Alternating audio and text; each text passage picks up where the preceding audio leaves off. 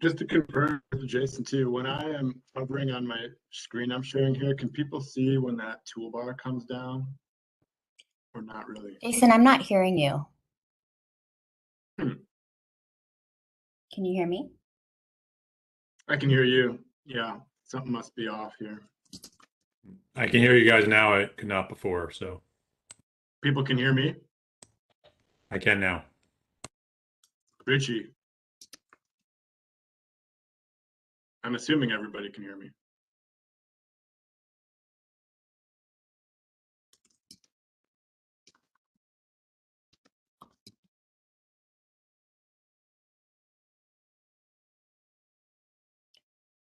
Hey, Jason, can you try your audio again? I'm talking right now. I don't know if you can hear me or not. Adam, can you hear me? Yes, I hear you, Jason.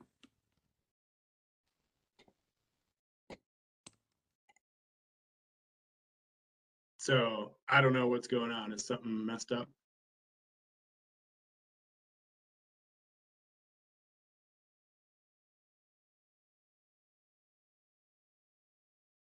I just changed my speaker settings. Jason, can you say something again? Or Adam? Hello, hello, hello. Oh, amazing. Okay, that was the issue. Thank you. I see that about 21 participants have joined. Thank you for being here. We'll get started in just a moment.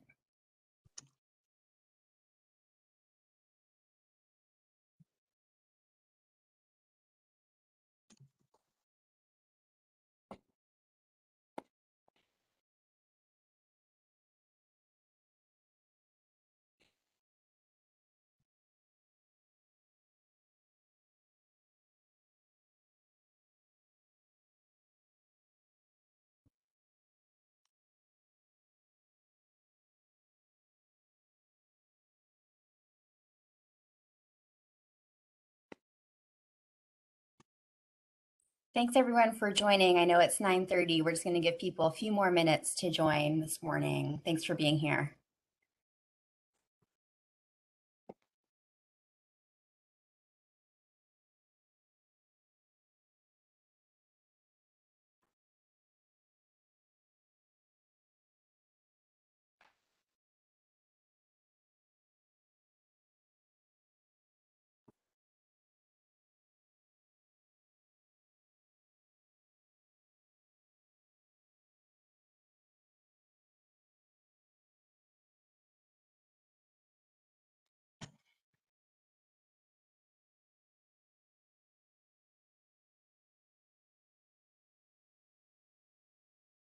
See a few more people have joined. Thanks so much for joining this morning. We're going to give folks a few more minutes and then get started shortly.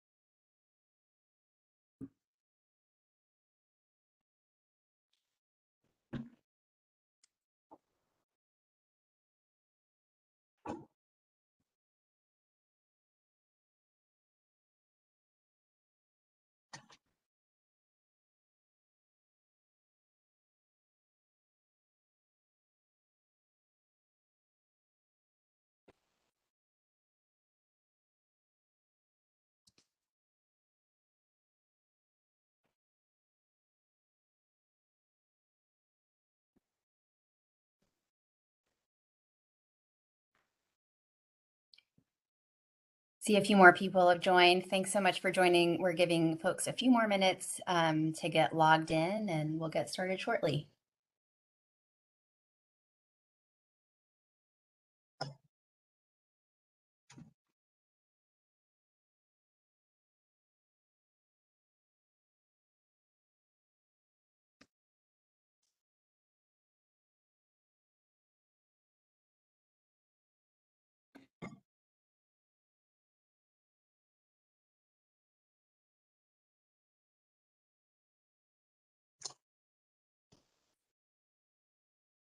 Hi, Richie, can you hear me? Yeah, we can hear you. Okay, I had to switch to my phone. Okay. Thanks for the heads up.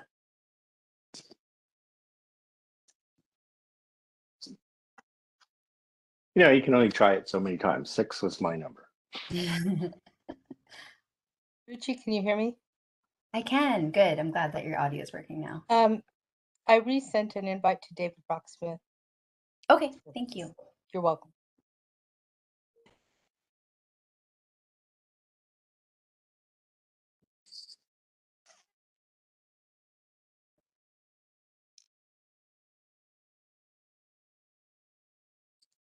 Was Rep Brocksmith not here yet?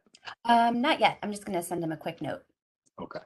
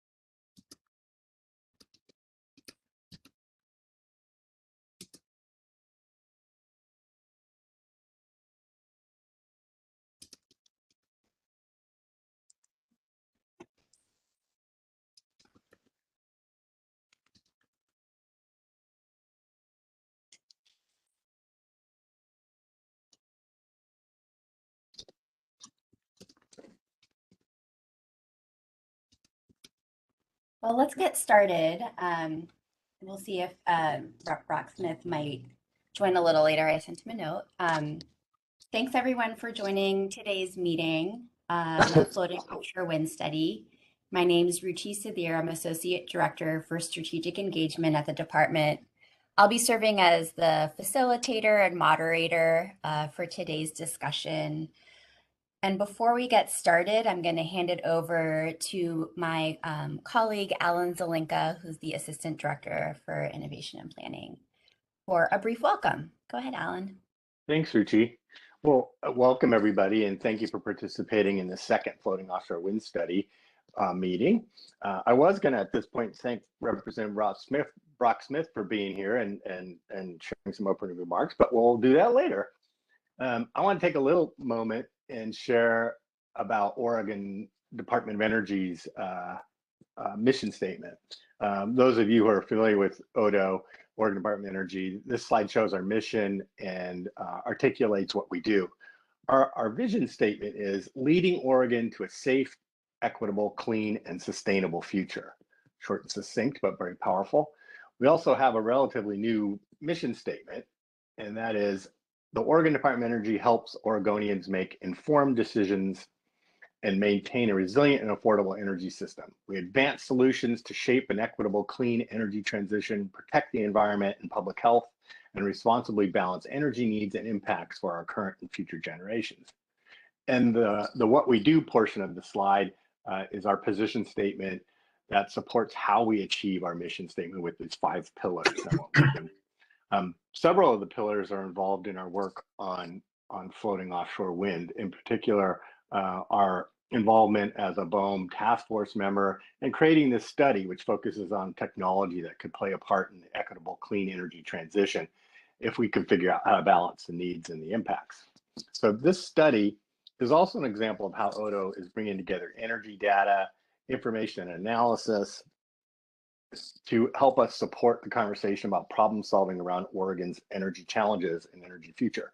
And we use this information to support our mission of energy education, as was requested by the legislature in putting together this task force. So thank you, welcome, and I will now hand it back to Richie. Great. Thanks so much, Alan. Next slide, please. So we have our agenda for today on this slide. We might come back to Rep. Rocksmith's opening remarks if he's able to join later. But the bulk of our meeting today will discuss comments received and any additional feedback from you all about some specific topics listed on this slide. 100% clean energy targets, floating offshore wind technologies, state and regional reliability and resilience, and then we'll take a 10-minute break. And then we'll cover transmission infrastructure, which is a rather big topic that got a lot of comments. And then we'll break for lunch for half an hour. And then when we come back from lunch, we'll talk about energy markets and draft literature review, as well as closing out with next steps and any final Q&A. Next slide, please.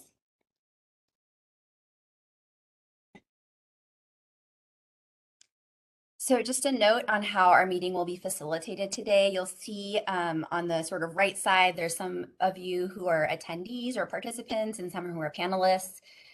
Basically, the people who are panelists are the ones who are sharing information about these common themes from topics, as well as some guest presenters who are sharing a little bit more specific information about some of the topics. We have time reserved kind of throughout the agenda to take a pause and look at the chat, see if anybody wants to raise their hand, ask a question, or make a comment. And that's how we are sort of facilitating this meeting between what are called panelists and attendees within WebEx. A few reminders that have been helpful for us as agency staff on community agreements. Some of us attended a workshop a few months ago, and it was really helpful. Some of these might seem obvious, but we've kind of found them to be a helpful reminder. So in general, thank you for being here and being present to learn, and a reminder to be respectful to others. And sometimes just, learning happens outside of our comfort zones. We've found it helpful to sort of listen first, and then listen to learn first, and then supply information or other perspectives second. And then finally, even though we've had about 2 years of experience doing virtual meetings, sometimes technology issues still happen. So thank you for being flexible and patient around any technology needs or changes that might come up during our meeting. If something goes awry with WebEx or it's not working, please let us know so we can try to help. You can contact the host in the chat or send us an email at askenergy at energy.oregon.gov, and maybe one of my colleagues can put that email address in the chat. Next slide, please. A little bit more about how we're going to be gathering additional feedback today. So like I mentioned, for those of you who are logged in as attendees, anyone wishing to provide additional feedback on a topic in the agenda, please ask your question or provide your comment in the chat. It's kind of helpful to see those roll in along the way as we're covering slides. We also welcome you to raise your hand when we take a pause after each topic to hear your questions in more detail or your comment. I'll be pausing to review the chat to make sure we're not missing anything. I'll also read those out loud in case anybody has joined by phone. Also, just a quick note that we have a few organizations that were listed in the bill directing Odo to do this study, and so we might need to give priority to those organizations to help answer specific questions that might be within their expertise. And another reminder that other than this public meeting where we're providing an opportunity and forum for oral discussion and comments, we also have written feedback that we're inviting, and it asks that you submit that by April 22nd. Next slide, please. Here's a screenshot of what you're likely seeing in WebEx. If you're not familiar, I just wanted to point out where the chat is and where the raise hand option is so that you can provide comments and questions. So there's a little smiley face kind of at the bottom of your screen. If you click on that, you'll see a raise hand option there. And then if you go into the attendees list, there's another option for raising your hand next to your name.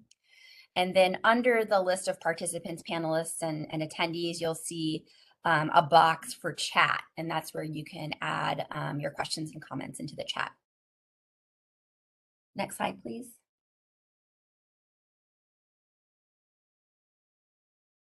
So before we dive into today's topics, I wanted to just ground us in what this bill was and why it's directing ODO to do this study.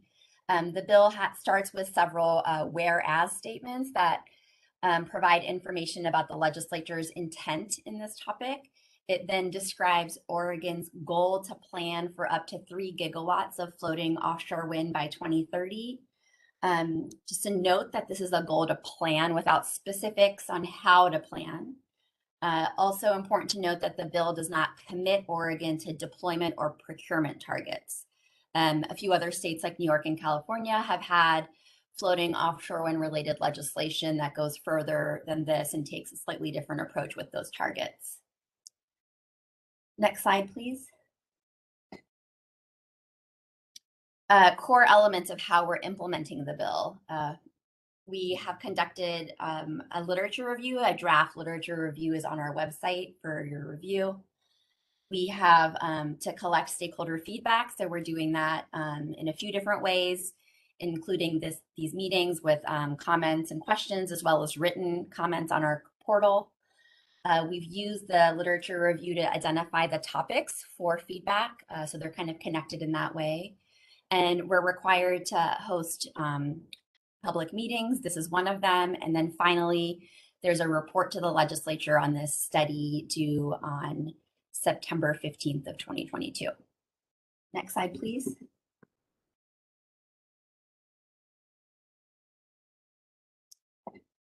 I mentioned earlier that we might have some guest presenters, and they're largely taken from this list of entities that were listed in HB 3375. ODO was tasked with gathering input and consulting with these organizations. And as you can see, the list is comprised mostly of intergovernmental subject matter experts that are involved in work activities either directly or indirectly related to floating offshore wind. Next slide, please. This is a timeline of the overall plan for the implementation of the bill. We're currently at that green highlight, public meeting number 2. I mentioned earlier that we're also inviting additional feedback in written form by April 22nd. We plan to have a final meeting in person on May 11th in Coos Bay. So a little bit more on that in a moment, and additional written feedback would be welcome after that as well. And the final report is due September 15th. Next slide, please. So some reminders of the topics that were surfaced through the literature review and which we've been discussing in our meetings. So at our last meeting on March 10th, that list siting and permitting, port infrastructure, sea vessels, economic development, equity, local reliability, and resilience were discussed. And then today we're focused on 5 other topics that surfaced from the literature review about clean energy targets, floating offshore wind technologies, transmission, energy markets, and state and regional reliability. We were hoping for comments on that first list from public meeting number 1 on March 24th, but we actually haven't seen any new comments come in about those topics. We did have a few technical glitches in our portal. Not sure if that's the reason why, but we are sort of welcoming comments in written form on any of these topics by April 22nd. So please don't think that you can't provide written comments on the earlier topics. We welcome those as well. Next slide, please. And then we have heard interest in an in-person meeting for this study out on the coast. So we have reserved the Mill Casino on May 11th at 5:30 p.m. And we'll be providing an overview of the study's preliminary findings, which is in part why we're hoping to get that written feedback in advance to inform those findings, as well as hearing any public comment on those preliminary findings. So this is kind of a new date. Mark your calendars. We'll also have this on our website, and we'll be sending out information over email to remind you. Next slide, please. So as I mentioned before, our overall objective in this study is to gather and synthesize a range of information and perspectives on benefits and challenges of integrating up to 3 gigawatts of floating offshore wind into Oregon's electric grid to inform a summary of findings in a report to the legislature, including opportunities for future study and engagement. So the focus of our meeting today are on those specific topics I mentioned, and my colleague Jason will be sharing common themes of what from the literature as well as the comments received so far to give you a sense of the perspectives that have been shared with us and what we've heard. We don't want to assume that you've gone through and read all of the literature or all of the comments, so consider this synthesis our way of trying to share that with you, so that you can provide additional perspectives or let us know if something's missing or if there's a gap or if you'd emphasize something differently. We'll be prompting you for that additional feedback, that additional input when we pause at the end of each topic. So, we're hoping that we can structure the agenda in a way that we focus on those topics as we go along. So keep that in mind when you're providing your additional input. Next slide, please. So while I mentioned that we didn't get any additional written feedback by March 24th, we did get a lot of feedback before that. 22 different commenters provided written feedback from a variety of perspectives on our comment portal. You can read all of that feedback on our comment portal. The slide gives you a sense of the comments received so far from who. And I'm going to pass it to my colleague, Jason. But before I do, I'm just going to check the chat here to see if there's anything new that's come in on how to provide feedback or any of these sort of big picture items on the bill. I'm not seeing any questions in the chat or any raised hands yet.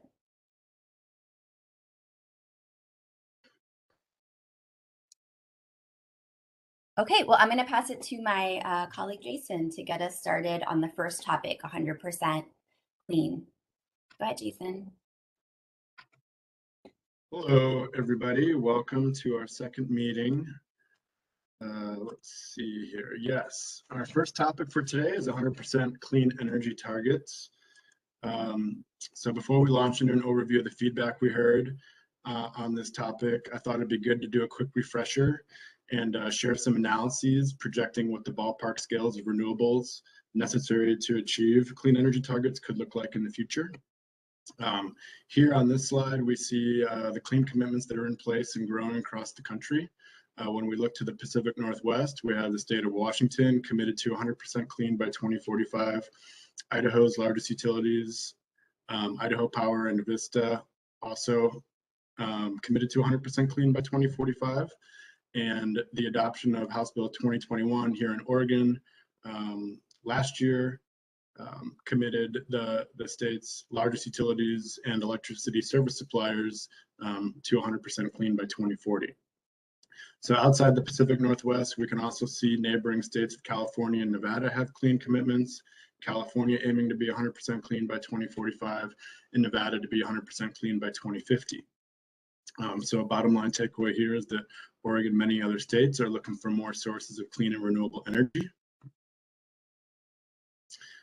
This slide here gives us a glimpse of what has been built in the Pacific Northwest for renewables over the past few decades. It looks like we have about 11 gigawatts total of solar and wind.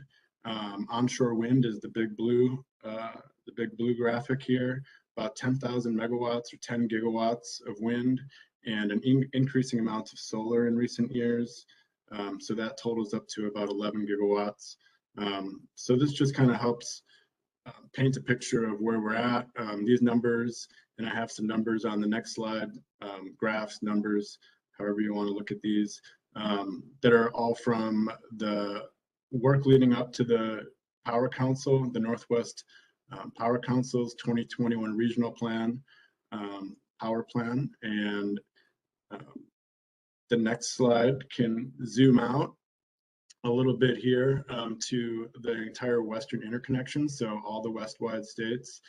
And this analysis was in their recently published power plan, and it incorporates renewable and clean energy policy requirements from Western states and uses the council's baseline price forecast to put together this projected estimate of what could be built based on that price forecast, just with today's knowledge looking into the future. So this isn't necessarily a representation of what will get built, and the Power Council refreshes its annual power plan analysis every few years and goes in cycles. So the data is constantly changing, but for now, this is a quick snapshot just to show kind of the scale that could come our way. The orange and the yellow are colors indicative of solar and solar plus storage. I tried to highlight, there's two shades of wind. There's onshore wind and offshore wind. The darker green is the offshore wind that shows up in this forecast. And it's hard to see exactly how much that grows to by 2041, but we can see that it's projected to potentially come online or could come online around 2030, just based on cost estimates, not necessarily factoring in, what we talked about at last month's meeting, port development, transmission infrastructure needs, and other kind of longer term projects that might be needed to enable and accommodate offshore wind. So a big takeaway from this one is, can it all get built in time? That's a pretty big number. You put that 350 gigawatts roughly of renewables in context with what we have today, which is about 11 gigawatts from the last slide. And then a couple other numbers for context would be the Pacific Northwest region today, with all the hydro projects, all the renewables, natural gas, coal, the nuclear plant, the few nuclear plants we may have. That's 60 gigawatts. In the entire west-wide state region is about 260 gigawatts. So we have another slide coming up that shows a projection of what we might need in the Pacific Northwest region. But these are big numbers, and so that's kind of the big takeaway. Can it all get built in time? So kind of picking apart that last chart with the colors of the rainbow there, we saw the orange and the red for solar and solar with batteries. This slide kind of shows maybe some of the rationale for that. It shows the average annual solar output across the western states, and you can look at Oregon, and then you can also look and see where Oregon falls at different times of the year.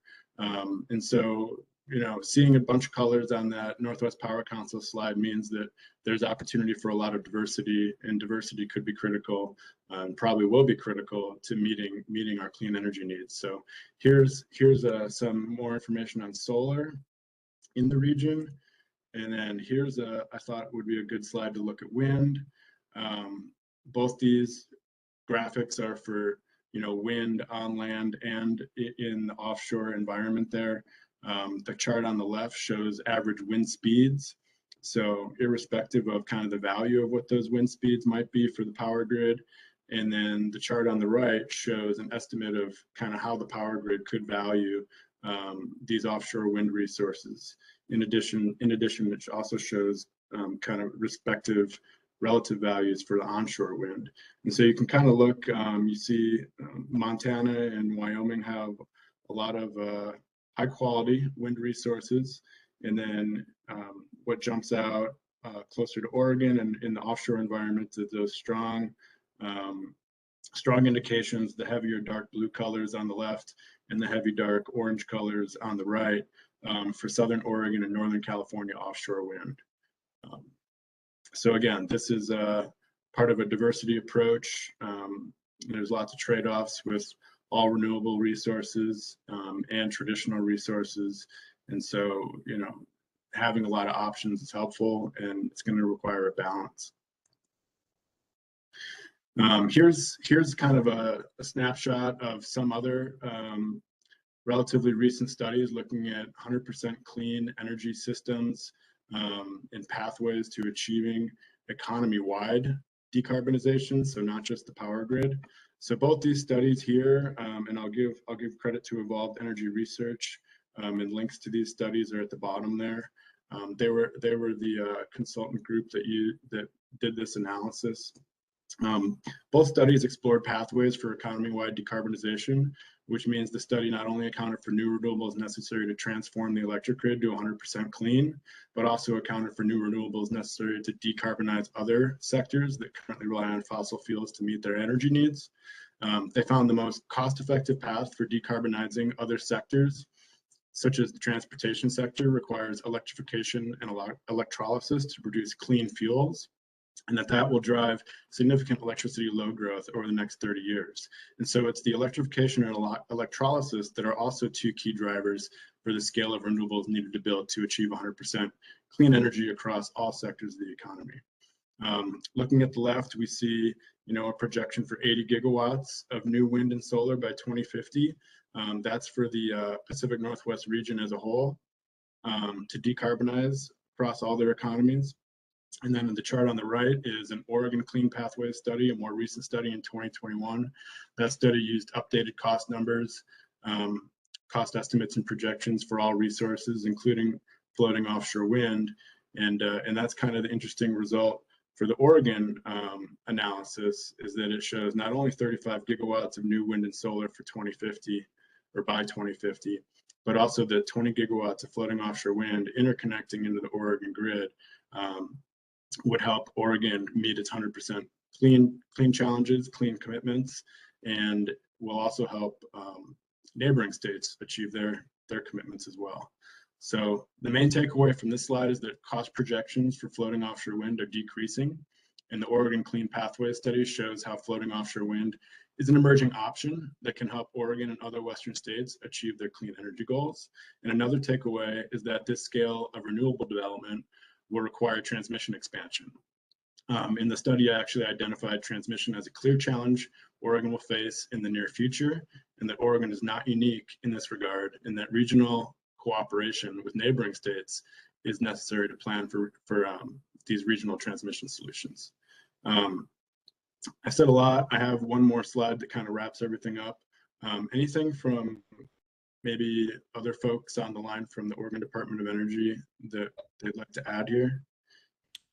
Sure. Thanks, Jason.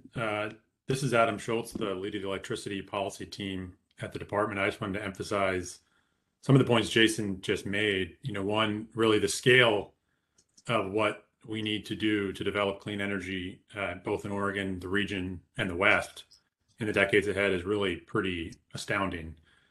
So just kind of keeping that context in mind as we think about what 3 gigawatts of offshore wind may mean. It sounds like a big number in a vacuum, but when we really look at what the technical analysis shows for what we need to do to achieve our carbon policy objectives to address climate change, it's I think it really helps understand that context. So thanks, Jason, for going through those numbers, and happy to respond to more questions. There have been some good ones in the chat. Yeah, Jason, why don't you go through the key takeaways, and then we'll pause and cover what was in the chat so everyone sees that or hears that. Sure, and I may have already kind of said this, but just bringing it back to light and maybe looking at it in a less visual approach. You could take 4 key takeaways from all those slides we just looked at. Tremendous scale of new renewables, the diversity of new renewables at our disposal, and that will be necessary to get to 100% clean. The transmission expansion issue, and then the fact that offshore wind can kind of help optimize all these 3 takeaways above. It's got the opportunity to scale. It provides diversity not only from the generation profile, which we'll hear more about later today on different agenda items, and it also brings to bear a large generation of electricity on the western edge of the transmission system that traditionally hasn't had very large injections.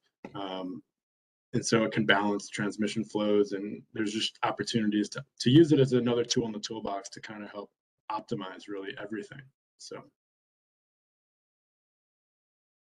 Thanks, Jason. I'm just going to review some of the comments and questions in the chat so that everyone gets the benefit of that discussion. There was an earlier question comment saying that floating offshore wind is a fairly new technology. And so from a project management point of view, there will be a learning curve.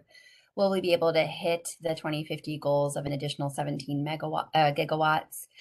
Adam sort of replied with potentially referencing slides from a consultant study whose modeling showed 20 gigawatts of floating offshore wind deployed by 2050, which is an ambitious build out. That's not certain. It's sort of a forecast or an analysis that says what that pathway might be. There's a lot of steps to get from here to there, and we don't know what that final resource mix will be in the future to optimally achieve our clean energy goals. We also wanted to note that the slides from today, thanks for asking that question, Mike. The slides from today are available on our website in PDF form. So if you see some links, you can click those through the PDF version. Stephanie wanted to ask about state of Oregon's 50% by 2040, and we clarified that Oregon passed a law requiring a 50% renewable portfolio standard by 2040. On top of that, in 2021, Oregon passed a law requiring 100% clean electricity by 2040 as well. There was a clarifying question about why natural gas was included in as a renewable energy resource in a graph, and it was clarified by Adam that the graph was from Northwest Power Council, not from Odo, but it really just shows the projection of new resource builds, not just renewables. And Jason was highlighting the portion of the graph that's focused on renewables. Kathy asked a question about the wind charts that Jason showed earlier, asking a little bit more about whether they were seasonal and also if they included time of day. And Adam provided more information about that in that that it was showing annualized wind resource speeds and represented an analysis of the coincidence or alignment of that wind resource with actual demand for electricity, which does take into account day and year. But that offshore wind, like solar, contributes different amounts of energy generation at different times of day and year. And the technical modeling shows that offshore wind's output is complementary to solar output, which is one of the reasons it's beginning to show up in a lot of the technical modeling, looking at 100% clean electricity by 2040. Anne asked a question about briefly explaining, do projected reductions in future costs of floating offshore wind generated electricity account for transmission costs? And that will be covered a little bit later.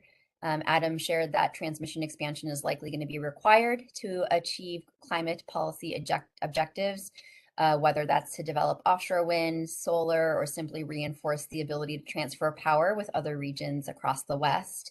And as Jason mentioned earlier, transmission remains a challenge. It's mentioned in the literature quite a bit. Cost projections were from NREL, and the data input was used by the consultants in the study that had the graphs Jason was sharing. But we'll talk a little bit more about transmission later.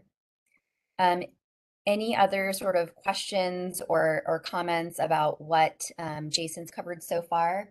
Otherwise, he's going to dive into what the written comments were to provide a synthesis there. All right. Okay.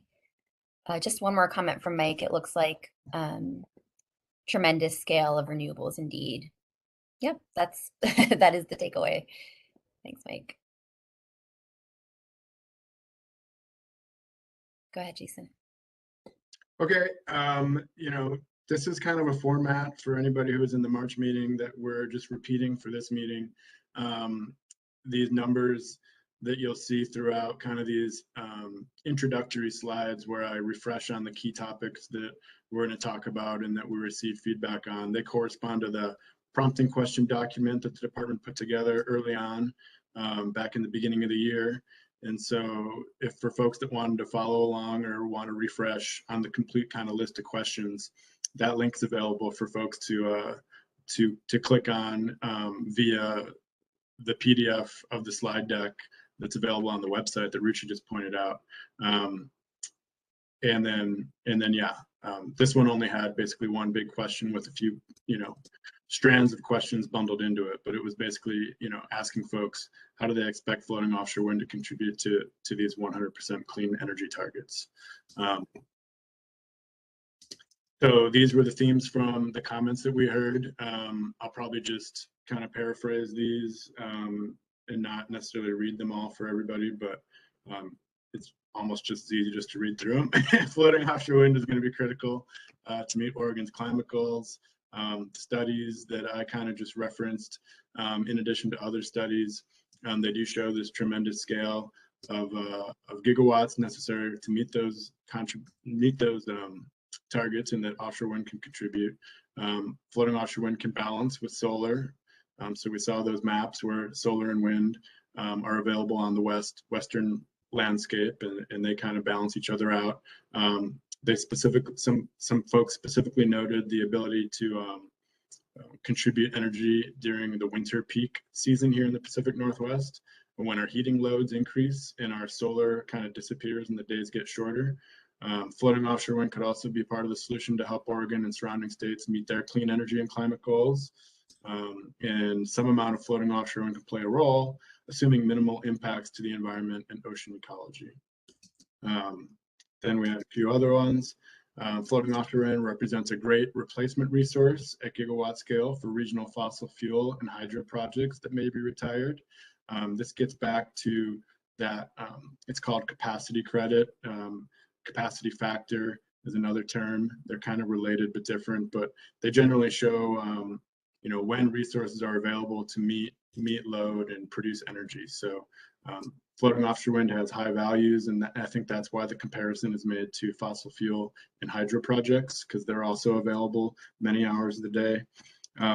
Floating offshore wind is projected to serve a diversity role in economy-wide decarbonization. So I think people are in agreement with kind of the studies that have been done and the studies that I also referenced in the draft literature review. Low growth and use electricity. So that's the electrification pieces I talked about earlier. And then floating offshore wind in the ocean offers benefits to optimize the amount of land used for solar and wind development on land. So that's another kind of key feature for offshore wind, is it gives us kind of not only a new energy tool, but a new place for that energy tool that's different than how we've currently approached building energy projects in the past. So that's kind of a quick wrap up of really the common themes. I mean, we got probably other feedback on that topic that maybe wasn't seen on that slide deck, but a lot of the stuff overlapped, and I tried to capture as much of the things that people were constantly hitting on in their comments for everybody's benefit here. Great, thanks, Jason. This is the opportunity that I mentioned for additional input on this topic. So like I mentioned, we've kind of gone through we have identified different topics for today's meeting. We're trying to focus the feedback on those topics. I know that some folks are sort of tuning in and out based on which topic we're on in the agenda. So we're trying to keep to that as much as possible, knowing that we're continuing to welcome written feedback on all of the topics on our portal. So if you have ideas here for additional input, information, or perspectives that differ from the feedback that Jason just synthesized on clean energy targets, or if you would want to emphasize a certain part of that, we've heard some emphasis just on the sheer scale in the chat, for example, that the modeling shows would be needed to meet the clean energy and climate change requirements in the state. If you have topics for future study or engagement on 100% clean or other thoughts, we really would welcome that in the chat or by raising your hand. So we'll just pause here for a bit to give people a chance to think.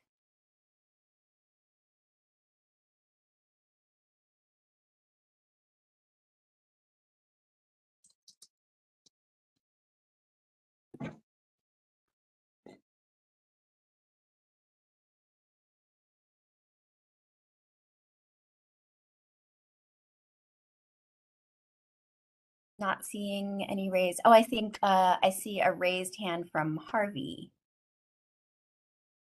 Harvey, I think you've been unmuted. Go ahead with your question or comment. Yeah, I got some comments. I sent an email to Jason yesterday because there was a technical glitch. I couldn't get my comments in, but I just want to. I received that report. They sent me a link on that NREL report, technical report on the wind generator tower and with its configuration, the dimensions. I would say it's a feat of engineering. I can say that. My comments, and I sent some technical literature about this, and my comments is you're out in the middle of the ocean, you're exposed to storms, the wind speeds can get over 100 miles an hour. You got a real long column. I think it's like almost 474 feet, if I got that correct. 32-foot diameter. You got this long, slender column. I think you need to look at and I sent Jason some technical literature about this, ways to reduce the drag forces on that column especially in a storm, because that wind drag can push that thing over, plus wave the impact forces of maybe 30-40 foot waves on that structure can push it over. It may, I don't know what your anchoring system is. Maybe you're going to have to do a very good design on the anchoring system. According to that report, that column weighs 3 million pounds. So you could push that over. I was suggesting maybe look into putting either grooves on the column skin to reduce the drag reduction. I think there was one technical report you can reduce. It says there's a Journal of Fluids Engineering. You could reduce. They had reduced drag from 28% from a smooth cylinder using grooves on the skin. The other thing to watch out for, and I saw that, and I mentioned this to Jason in my email, is that there was an example. In England, there was a company there was a chemical plant. They installed a 300-foot high cracking tower. It was about 20-foot diameter, I believe, on the base, 300 feet. They installed it, and there was a 30-mile-an-hour wind, and it hit a resonance frequency they called vortex shedding, and it started popping 6-inch diameter bolts on the base that was bolted to a concrete foundation, and they had to put a crane in to stop it. And the reason why, there was a 12-inch and 6-inch pipe on the outside of this column. In other words, it was smooth. That caused a resonance condition, or vortex shedding, and that caused it to vibrate and popping those bolts. So what I'm saying is you got to be very careful. Do a wind tunnel study, very carefully design this thing to make sure you don't hit a resonance frequency, because that could seriously do serious damage to your structure. Yeah, it's quite if you can pull this off, it's quite a engineering feat. I think you're going to need to do a lot of design to make sure that the support platform is stable.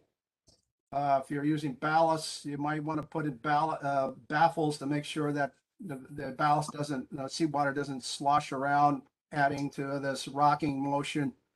So you got to be very careful about that design. It's going to be quite an engineering feat to be able to do that. But I think that NREL's report was excellent. It's a very good report. But this is a massive structure, so we need I would suggest a wind tunnel, and wave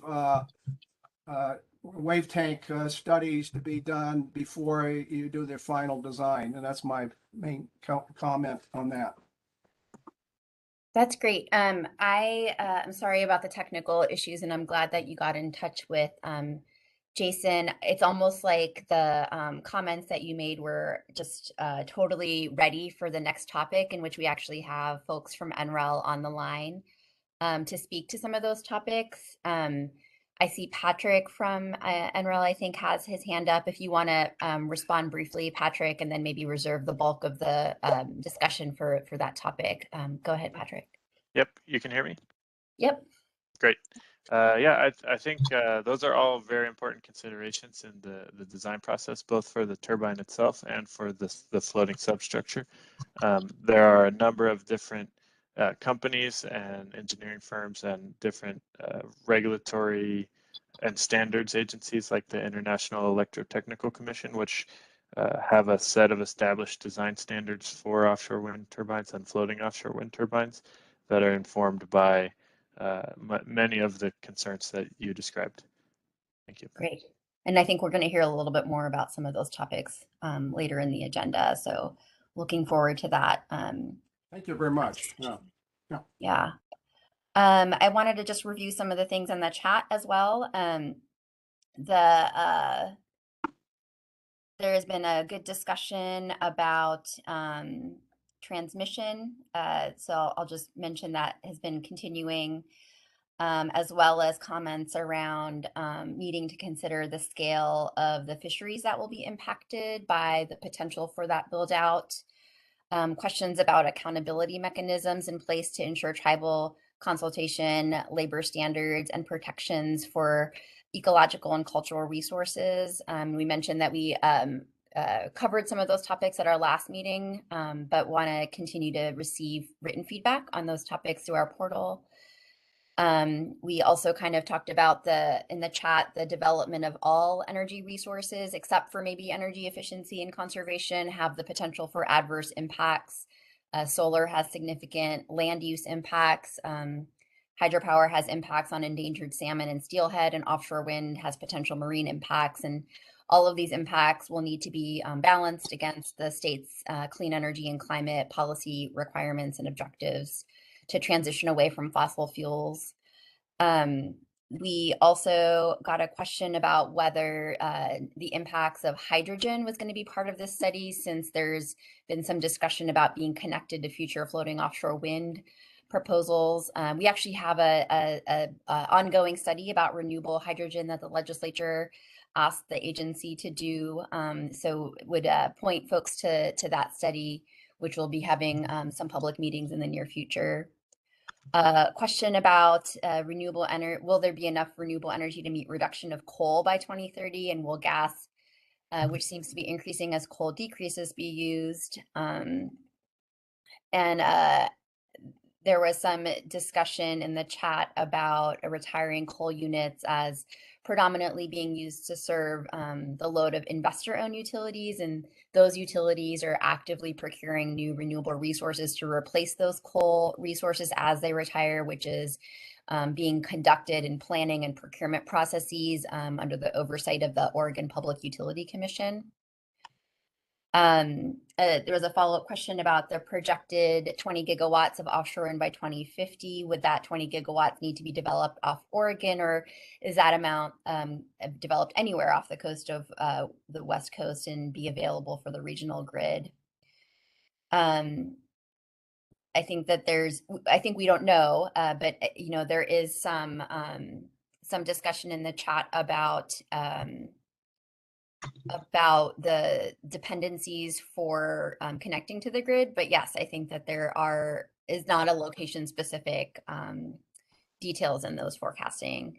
And let's see, I wanted to there's been some really good answers in the chat from Adam. So I just wanted to pass it to Adam to talk a little bit more about some of the big picture pieces for forecasting around the future. I think that graph that we showed from the Northwest Power and Planning Council kind of provided a lot of good food for thought. So Adam, is there other points from the chat here that you'd like to highlight?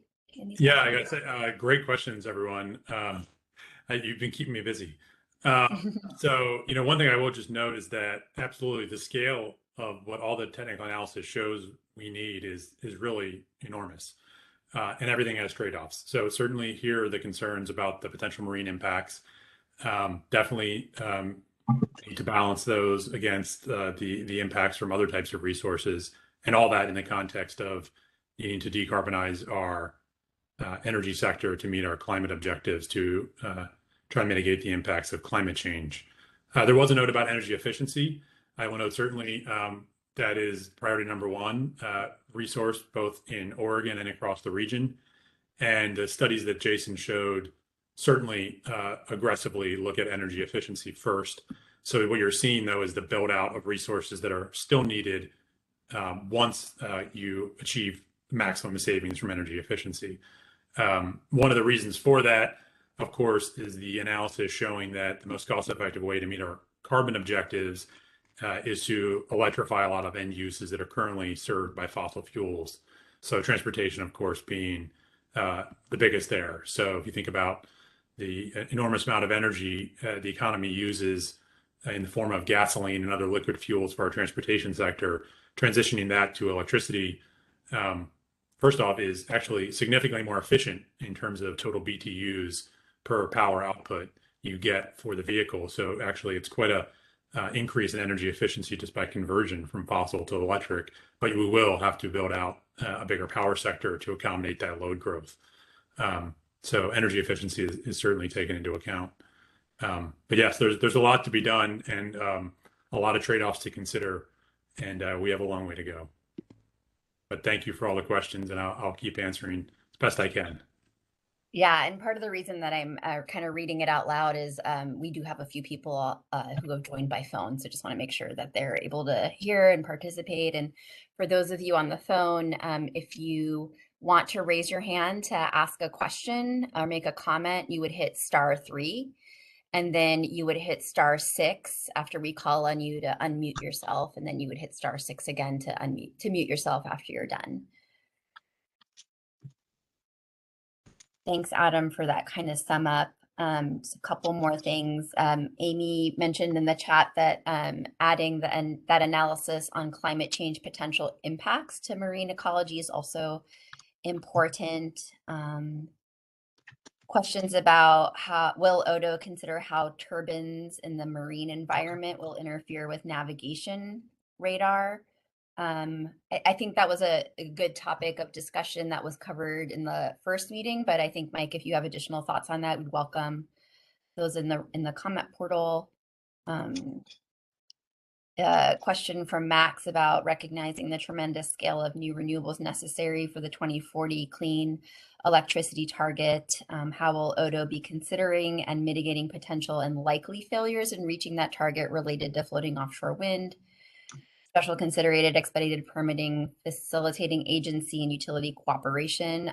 Great question, Max. There is not set in stone what resources and what build out will happen by 2040, but the analysis does show that floating offshore wind could be part of that, and we'll be continuing to track and follow that work. There's a number of different agencies that are involved in permitting. So they will be looking at that as well. Hope that I covered everything in the chat here, but I'll just say that if anyone had something in the chat that I didn't cover, welcome you to, raise your hand and kind of speak your comment or ask your question.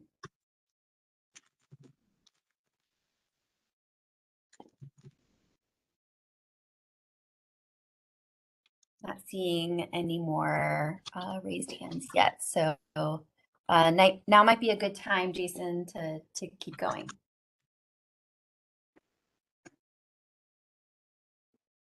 All right. Well, we had a great question about these turbines and how they're performing in storms and their anchoring systems and platforms. So that was a great bridge question for this next topic, floating offshore wind technologies. We're lucky enough to have Patrick Duffy. Folks heard him kind of respond to that question a few minutes ago, but Patrick Duffy is with NREL, National Renewable Energy Lab. He's going to provide an overview of these floating offshore wind technologies with a focus on the turbines, the floating platforms, and the anchoring systems. NREL has been studying cost projections for offshore wind on both sides of the country in the Atlantic and the Pacific. And Patrick worked with Walt Musial on the 2021 cost updates for Oregon floating offshore wind. And a reminder that since Patrick is our first speaker, just a reminder that you'll see contact information for all our guest speakers today. So if people have questions, they can follow up outside of today's meeting. And we'll try to pause after each presentation for a quick check-in on any, big questions related to their presentation. But we can also have a bigger Q&A, and they'll be on the line after we roll through, after I give kind of the synthesis of the feedback we've received too. So we'll have kind of a few options for asking questions. Try to save maybe most of them for after we go through the feedback, but certainly have a chance to ask questions after he's done speaking. I'll turn it over to Patrick. Thanks. Great. Let's see. Perfect. So, like Jason said, my name is Patrick Duffy, and I'm an offshore wind engineer at the National Renewable Energy Laboratory based in Colorado. Next slide. So today I'll just be providing a quick overview of floating offshore wind technologies and sort of the current status of our cost estimates. If you were at the previous webinar where I believe Walt Musial spoke before, some of this may seem familiar. Next slide. Great. So what you're seeing here is a picture of the largest floating offshore wind farm currently operating in the world. That's a 5-turbine wind farm in Scotland called Kincardine Floating Offshore Wind Farm. That project was finished in 2021 and has 9.5 megawatt rated capacity turbines on principal power built floating substructures. Those are semi-submersibles. I'm happy to talk a little more about that in a second. The other key thing to mention here is that the new largest floating offshore wind farm is already under construction in Norway right now, and that will be an 88 megawatt wind farm. Next slide.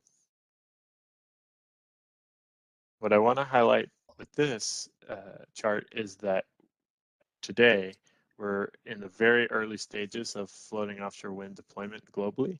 There's about 123 megawatts of floating offshore wind turbines operating around the world right now, but we expect this to grow to almost 8 gigawatts, a little more than 8 gigawatts by 2027, predominantly with floating wind farms in the UK, South Korea, Spain, and Japan. Okay, next slide.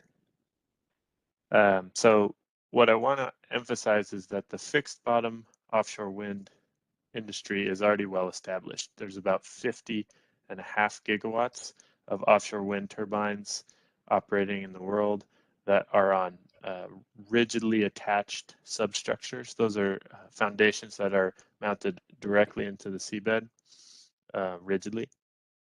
The key thing there is that currently the maximum cost competitive water depth for those fixed bottom offshore wind turbines is around 60 meters.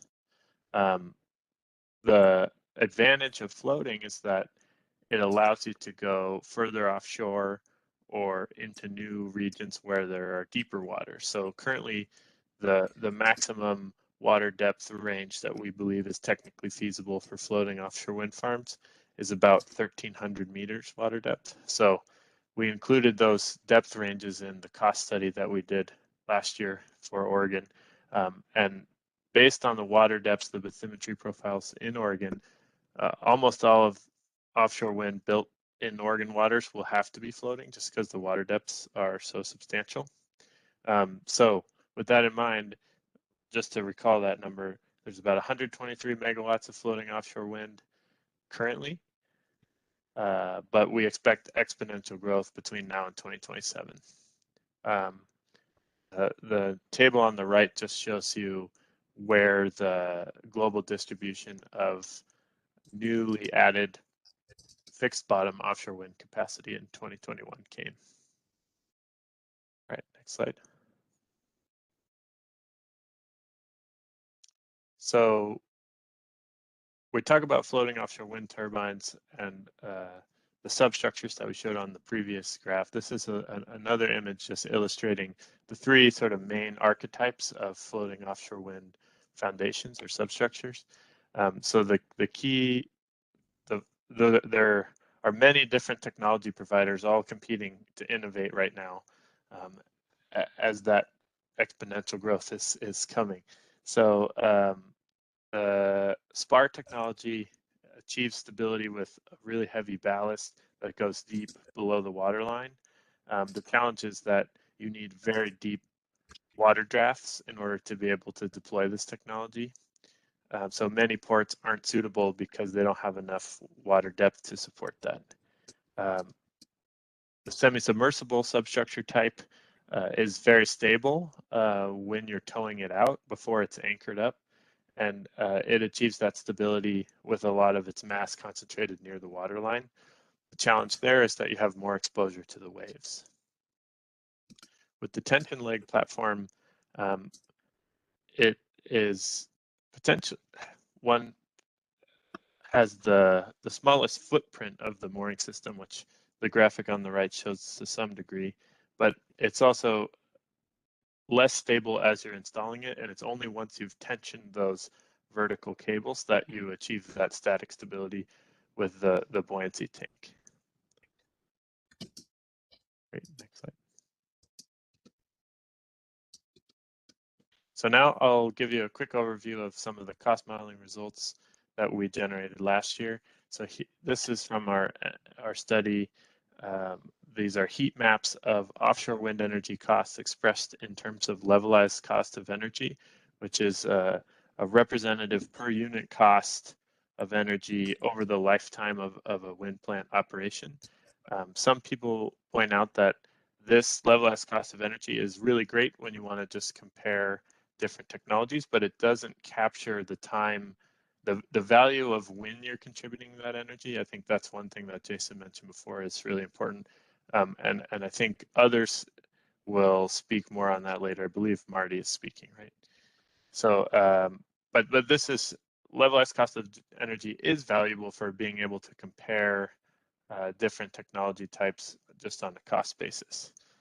So what we want to point out here is that there's strong north-south cost differences in Oregon waters, and those are primarily driven by the distribution of wind resource or the speed distribution throughout Oregon, as well as the distance from shore, which is reflected in terms of like the export cable and distance to the port for operations and maintenance processes. So the two maps on the left show sort of costs of a hypothetical 1 gigawatt floating offshore wind farm if it were built, in the present day, more or less. And then we're more concerned with the future costs because of the timeline for actually building a project. So by 2032, we expect that the cost for floating wind will range from $50 a megawatt hour to around $75 a megawatt hour. And the other thing to mention there, I believe there was a question earlier about whether or not transmission costs were included. So these numbers reflect costs to transmit the power to the shore and connect with a short spur line and an onshore substation, but they do not capture additional grid upgrade costs that would be needed. Next slide. Just to illustrate sort of how that wind resource affects the cost, this map shows the most up-to-date offshore wind resource assessment in the Pacific Northwest, and that has a 20-year data set. So that was model data with the Weather Research and Forecasting Model, WRF. And the key thing is that this is model data. One critical next step is to validate that wind resource data set against measurements from, for example, a LiDAR measurement system. LiDAR stands for light detection and ranging, and that's a tool that you can use to measure wind velocity. So just to emphasize one more time that in the southern part of Oregon, you get average annual wind speeds as high as 11.5 meters per second, and those represent some of the best wind resource in the entire country. So what's driving offshore wind costs down? The figure on the right is showing adjusted strike prices for existing fixed bottom offshore wind farms. And what I want to highlight here is that since 2017, we've seen substantial cost reductions. Those have been driven mainly by technology improvements, economies of scale, maturing supply chains, industrialization of your production lines, increased competition, and the lower risk. And I can expand on those in a second. But what I want to emphasize here is that with floating offshore wind, we expect to see much of these similar cost reductions because the actual turbine technology isn't that different between floating offshore wind turbines and fixed bottom offshore wind turbines. As I highlighted before, the fixed bottom market is already well established globally and is only expected to grow further. And so we believe that we're going to be able to leverage many of the learnings from the fixed bottom industry to help drive costs down for the floating industry. One of these factors that I mentioned, I really want to emphasize that larger turbines and industrialization are two of the main factors in reducing future offshore wind costs, especially floating. Next slide. So this was a short talk. We can definitely get more into the technical questions, but I think what I want to give as the key takeaways from this are that floating offshore wind technology is currently in the early stages. We only have 123 megawatts deployed, but we expect almost exponential growth between now and the next 5 years. I think that there are a number of different floating foundation substructure technologies that are competing, and that will help to drive innovation. There's many companies all trying to get their pilot projects and initial projects in as soon as they can so that they can attract the attention from investors as this industry grows. So that innovation is going to help with the cost reductions that we show from our study last year, that by 2032, we expect floating offshore wind costs in Oregon to range from around $50 a megawatt hour in the south to $75 a megawatt hour in the north. That difference is primarily driven by the exceptional resource in the southern part of Oregon. Other factors that help contribute to that cost reduction and are essential for achieving those costs are maturing supply chains, increasing turbine size, industrial production, and economies of scale. Just two other notes that, to facilitate the development of this industry, a marshalling port to help with the construction phase as well as the operation and maintenance phase of the wind farm is needed, and there's potentially vast benefits to the economy of Oregon overall for offshore wind. Thank you. Hey, Patrick, there's been some really good questions for you in the chat. That's thanks for covering all of that. I'm just going to read them out for the folks on the phone too. The first was from Troy, clarifying whether it was 50,500 megawatts or 17,399 megawatts. And I think Alan clarified it was 17K for 2021 only, but to confirm that with you. Okay. Yeah, so the 50,000 is the total cumulative deployment. So that's how much is currently operating. And then that 17,000 number is that went into production last year. Great. And then there was another question about asking if you might be able to say more about the significant economic benefits that may be available and who they might be for. Sure, I can only comment a little bit on that at this time, but I would say that the vast majority of the economic benefits happen during the construction phase, and they happen in and around the ports. So having an offshore wind port to support that construction phase is critical. But then there's also jobs and that come from the operations and maintenance phase of the wind farm. So the tax revenue from the sales of the electricity generated and the maintenance of the turbines themselves are part of that story too. Great, thanks. A follow-up on that was whether you have data on what permanent jobs might be created by an offshore wind project of this scale. Sure. And how many? So I don't have that for Oregon. The true expert for this topic would be Jeremy Stefik. I can point to some of their work and some publications for other regions. I know the Gulf of Mexico was one region. They did an analysis there, and then I think recently published in the past couple of weeks, there was an offshore wind supply chain study focused on the development of the East Coast fixed bottom offshore wind industry and the jobs created as that supply chain matures, with the goal of trying to meet the Biden administration's 30 gigawatts of floating, or sorry, not floating, total offshore wind in operation by 2030. Great. If you have a chance, Patrick, to add some of those links in the chat, we would welcome that. Yep. There was Sounds another great. question from Julie that she knows you mentioned that LCOE does not include transmission. Is it only reflective of the cost to manufacture and operate the turbines and no costs like leasing and siting? No, the costs that we show do include a lease cost.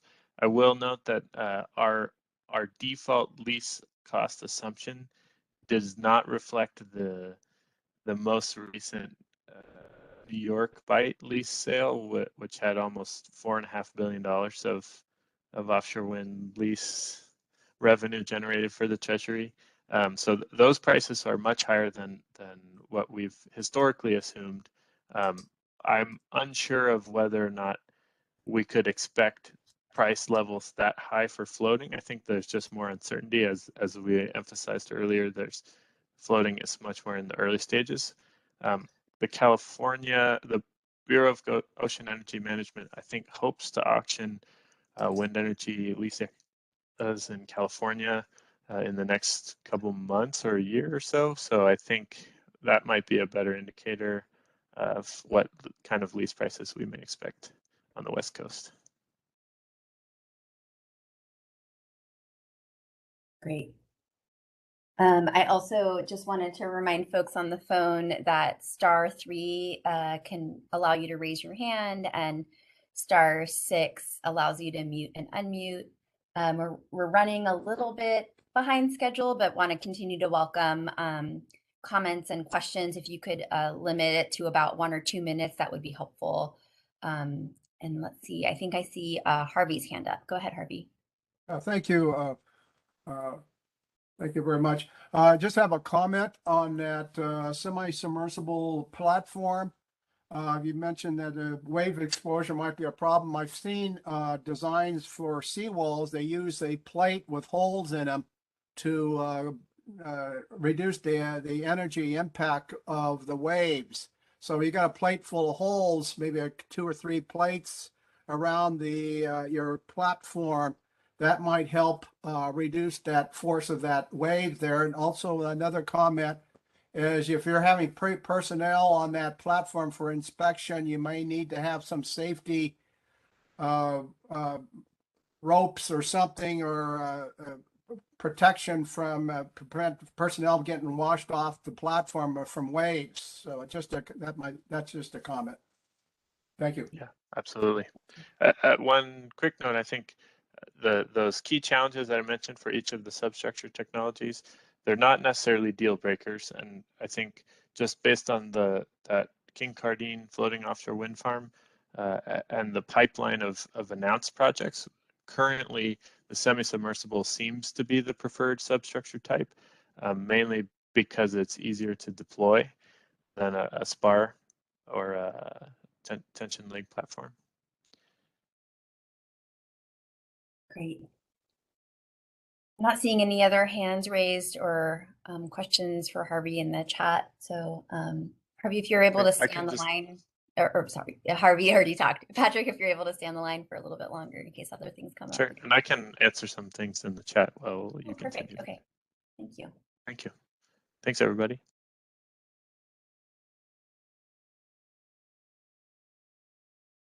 Okay, I think that Jason, back to you. I think that I think Patrick had included a slide with a few references and his email address. And then just flashing the email up there for people, but the slide deck's on our website as well, so nothing will be lost. Okay, so then this is the section where I'll just synthesize the feedback we received. Again, these were kind of the buckets of topics that relate to floating offshore wind technologies.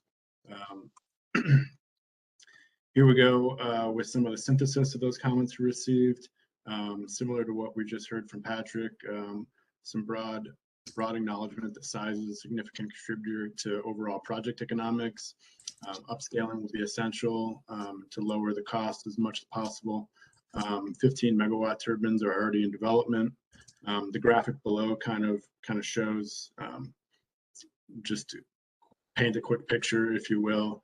I think it was borrowed from IEA, International Energy Agency report on offshore wind. It's in meters, so apologize for the American audience here. But you know, Eiffel Tower there is a good enough representation of kind of the scale we're talking about. And other comments about research and development projects that are underway to help with the cost effectiveness of designing, these turbines and platforms, and kind of getting to the upscaling challenge and the supply chain hurdles. So other comments, some common themes were that the limits could be driven, the limits to scale, right? So we asked kind of what are people's thoughts on any limits about how big these could get, and potentially Patrick might have some thoughts on this in our little pause for questions after this. But manufacturing and port infrastructure were identified as kind of constraints that could limit size. There was other input that said there weren't any physical limits preventing commercial viability of at least the 20 megawatt scale of turbines, potentially bigger than that. Maybe there would be some limits. And then this maybe gets to the comments we received, I believe, from Mr. Shoei. Large rotors may introduce new physical conditions related to wake interactions and dynamic resonance interactions between the slow rotating turbines and floating substructures. So we've talked a lot about this, or we've heard a lot about it, and now we're talking about it again, this resonance. And for people who maybe have a hard time imagining what the heck we're talking about, I think the Tacoma Narrows Bridge, a local, relatively regional local phenomenon that happened back in the 80s, is kind of a classic example, maybe a different apples to oranges, but that's where the resonance kind of was in such a manner where it just kind of kept oscillating and eventually broke down. Other aspects were identified relating to kind of like this floating dynamic out in the ocean, and how that introduces 6 degrees of freedom, which is different than having the monopile design where it's fixed and anchored like directly. It gives a little more stability. So there's questions about how that design is going to perform under various atmospheric conditions and extreme storm and seismic events. And then another flag that I think we talked about in March, but the blade tip height could cause concern for aircraft. So FAA, Federal Aviation Administration, and Department of Defense were noted. And our final slide here was talking about, we had some comments about costs and platform type and the designs. So serial production, there's some agreement that that's necessary. And then the serial production of larger and larger platforms are going to be necessary to support larger and larger turbines. Lots of options to choose from. And then these platforms and anchoring systems are often site specific at this point, and kind of custom made. So that may not change in the future. Maybe it would. Maybe that'll always kind of be the case to some extent. But if mass industrialization happens, maybe there could be like a widespread adoption of kind of a uniform floating and anchoring system that works for a widespread of locations. So that would help lower costs as well. Different platforms for Oregon. Some of the depths were commented on. 500 meters to 1,300 meters is most likely going to be the depth. The deeper the water, the larger the anchor circle. So that's kind of the radius or the diameter, I guess. If you were to look down from the sky, or from the top of the ocean there, what the footprint of like the furthest points of anchoring would be, that kind of completes the anchoring circle. More efficient designs can shrink that footprint, reduce ocean conflicts, minimize costs, and expedite installation. And again, the note about designs needing to withstand earthquakes and seismically induced soil liquefaction, which is kind of a different flavor of storms and natural events, but kind of also bound up with the concern for winter storms and strong winds. So natural events, resilience events, some might say, is a topic of concern that we heard a lot about. Okay.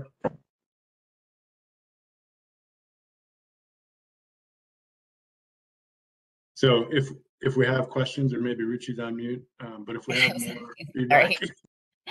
Thanks, Jason. I was on mute. Now's the time if you have, additional input on these. The prompts again are if you have information or perspective that differ from the themes that Jason just covered, or if you'd like to elaborate or emphasize, if you have ideas for future studies or engagement or new thoughts, and I'll put those prompts in the chat as well. And I'm not seeing anything specific in the chat yet, but I do see Harvey's hand. Can go ahead and unmute and ask your question or make your comment. Harvey, go ahead.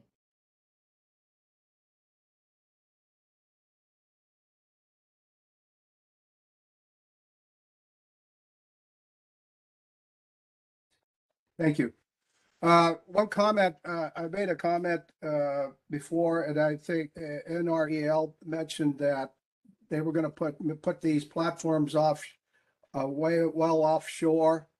But if you put these platforms near the shoreline, you are now exposed to the possibility of tsunamis, so such as the Alaska earthquake tsunamis. The water, I think one eyewitness said that the water receded half a mile offshore before the tsunamis came in, and in that Good Friday earthquake tsunami. Also, Oregon coast is subjected to Mag 9 earthquakes, subduction earthquakes. Tsunamis are going to be about 50 feet high near the shoreline.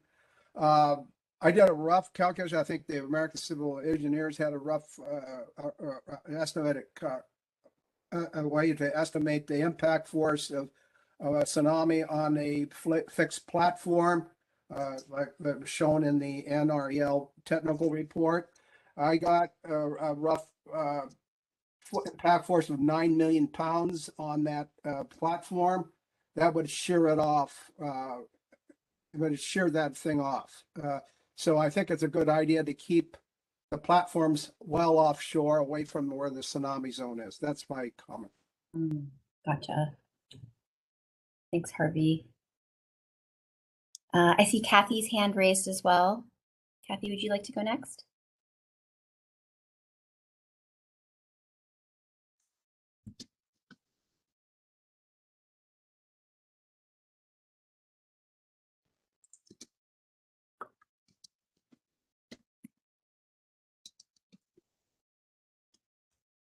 Go ahead, Kathy. Okay, this is kind of a follow-on as to, I haven't seen anything in the all of the meetings prior to this dealing with the earthquake things, but also it seems like that's got to be a major issue, not just for the turbines, but for the coastal infrastructure. If you build a whole bunch of stuff at Coos Bay and, the 9 magnitude Cascadia hits, how do you ensure that that's going to remain after the earthquake's finished? Is that going to be handled later today? Thanks, Kathy. I might check with Jason to see if that specific topic is anticipated later, or if that has come up in the literature in a different topic. Yeah, I mean, it does seem like a major concern for coastal. Mm-hmm. Yeah, I mean, I think this is the time and place to explore that, at least with the turbines and platforms in that aspect. We'll talk more about transmission infrastructure, but yeah, I mean, we could talk about it then too. We did talk about it a little bit in the literature review, and yeah, it's definitely something that we need to think about and consider. And prepare for the best we can. But is there also the possibility of making Coos Bay the kind of the maintenance, et cetera, port? And so it seems like that infrastructure would also be affected by earthquake. Yeah, Kathy, I think you raise good points, and I think that developers and industry would be considering that risk or would need to take some sort of mitigating factors to their development. But like Jason said, I think it's been raised in the literature, but perhaps without the level of detail that we would need without a specific proposal. I'm not sure, Jason, if the literature has surfaced kind of earthquake resilience in other situations, but I know that the Cascadia event itself is likely to be pretty unprecedented. So not sure how relatable that is.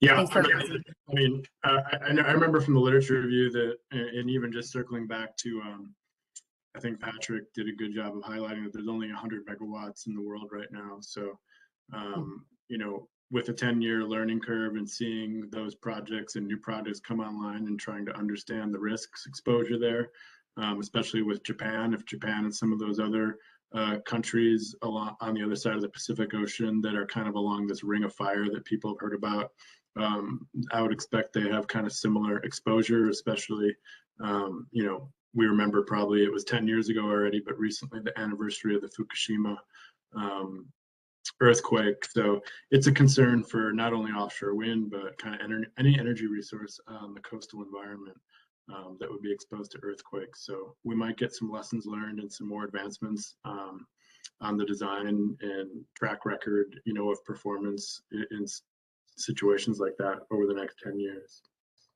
And I think that the reliability piece, at least related to energy infrastructure, will come up a little bit more in the next topic, although perhaps without the specific piece about earthquake, Kathy. I appreciate you raising it. It does seem like resilience is probably where a major place where it should go. We are, aware of some analysis that's been done in the, status quo without, additional build out of energy infrastructure on the coast of what might occur with a Cascadia event and significant lack of energy being able to be delivered to the region. So we know that that's kind of the part of the equation as well. I think the energy resilience aspect of that might be a good part of the discussion on the next topic, though, if you want to kind of bring that up again at that point.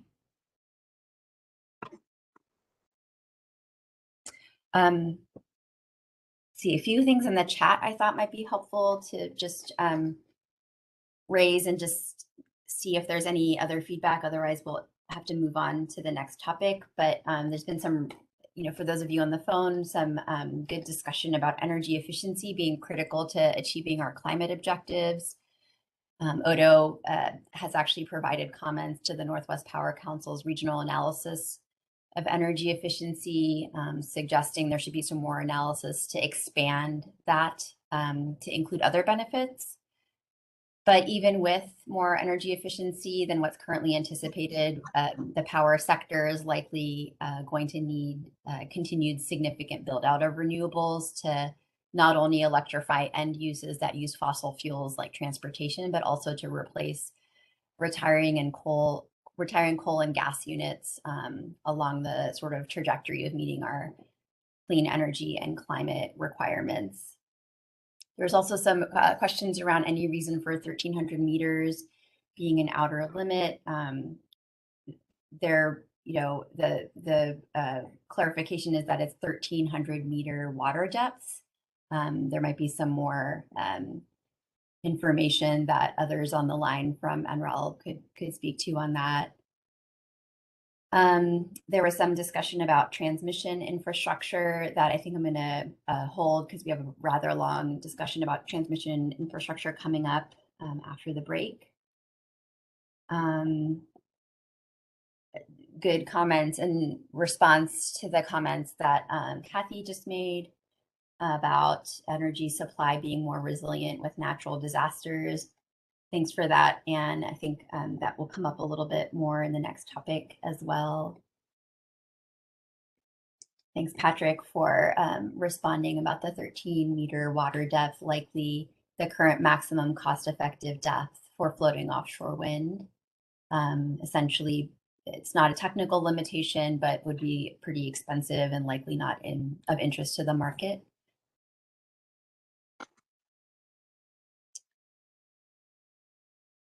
And then Mike has a question about floating offshores, or yeah, a good question about floating offshore wind at this scale requiring extension of transmission. Who will or who should build the addition to the transmission system? That's like almost a perfect segue to our later topic. So I'll hold that one for that time as well. Okay, Jason, I'm not seeing any other specific questions or raised hands. I think you're good to move to the next topic. Okay. Make sure I'm unmuted. I think so. So state and regional reliability and resilience. So kind of the flavor of this topic is aimed at the power grid resilience. So how does the power grid respond and hold up to, you know, I guess a good example could be an earthquake scenario, or wildfires would be another one, or just kind of more run-of-the-mill things like when the sun goes down and the solar kind of goes away, what's there to back it up? And so that kind of has a couple different prongs to it, generation aspect, and then a transmission, a deliverability aspect to it. So that's kind of the context for this topic. We'll hear from Travis DeVille. He's a professional engineer who works on offshore wind for PNNL, Pacific Northwest National Lab. And he completed one of the first transmission studies looking at floating offshore wind interconnecting to Oregon's grid. So he'll share a summary of that foundational study, highlight the key findings relating to floating offshore wind's generation profile and how floating offshore wind and transmission expansion to accommodate the floating offshore wind generation could affect grid reliability and resilience. And I think he'll also preview a new transmission study he's working on that's looking at different scenarios for Southern Oregon and Northern California. Travis? Thanks, Jason. How's my audio and video coming across? Just a quick check. Coming in loud and clear. Okay, great. Thanks for the introduction. And thanks for the opportunity to talk to this group today. Yeah, my name is Travis DeVille. I'm a energy systems research engineer and project manager at PNNL, as we call it. And I'm based in Portland, and I'm an Oregonian. Grew up as an Oregonian, and so this is a particularly interesting topic to me. I was glad to get the chance to work on it a couple of years ago when we ran the first large-scale study of offshore wind interconnections in Oregon under Bureau of Ocean Energy Management funding at that time. That study, which I'll talk about here today, but relatively briefly, happy to take questions afterward when we have more time on it. That study was more of a broad valuation in terms of contributions to the grid, some of which being resilience, reliability related, but the study wasn't necessarily concentrated on that. However, as we move forward, what the collective understanding how that is evolving is very much along the lines of reliability and resilience. And this is an area of active research and certainly a big part of the study we have ongoing right now, and other studies that are happening down in California. And I also spend time working directly for the Department of Energy Wind Energy Technology Office. And this subject of reliability through coastal power generation and reversal of power flows, we're still understanding all the benefits that could accrue, as well as adverse impacts. So it's an exciting area to be working in right now. Please, next slide. Thank you very much. So I guess the slide got cut off a little bit. Sorry about that. But if we just start on the left half of the slide to begin with, the first two statements, I'll just read those. Most of the clean energy goals, which are shown in this inset diagram here, the clean energy standards and any offshore wind specific legislation at the state level. And I believe, Jason, you overviewed those before I hopped on the call. But most of those which are prevalent in the Western interconnection will be met through variable renewable energy resources, and the scale at which they will be and the speed with which the transition will happen are formidable challenges to the power sector. And specifically, there are challenges around resource adequacy, so the ability of generation to serve load at any given time. So the timing of production, the timing of loads, the flexibility of loads is part of that conversation as well, and that's evolving over time. And then also, grid reliability and resilience aspects, which have more to do with the various reserves that are required across the system to balance supply side intermittency, any sort of supply side and transmission contingency events, operational impacts, which accrue just the reality of operating a power system. There are a lot of moving pieces that are required. We have a certain, thank you for moving it over. That's pretty cool. You can do that live. There are many pieces that are interplay, and the interplay of those pieces has sort of evolved given a certain mix, a certain generation mix, and a certain demand footprint and temporal aspect. All those things are changing, and certainly on the supply side, changing drastically quickly. That's what the plot shows, and everyone's tracking that, I think. So it's really a new world. And so now moving to the right half of the slide here, what's the role for offshore wind? We have a bit of a clean slate right now, particularly out west.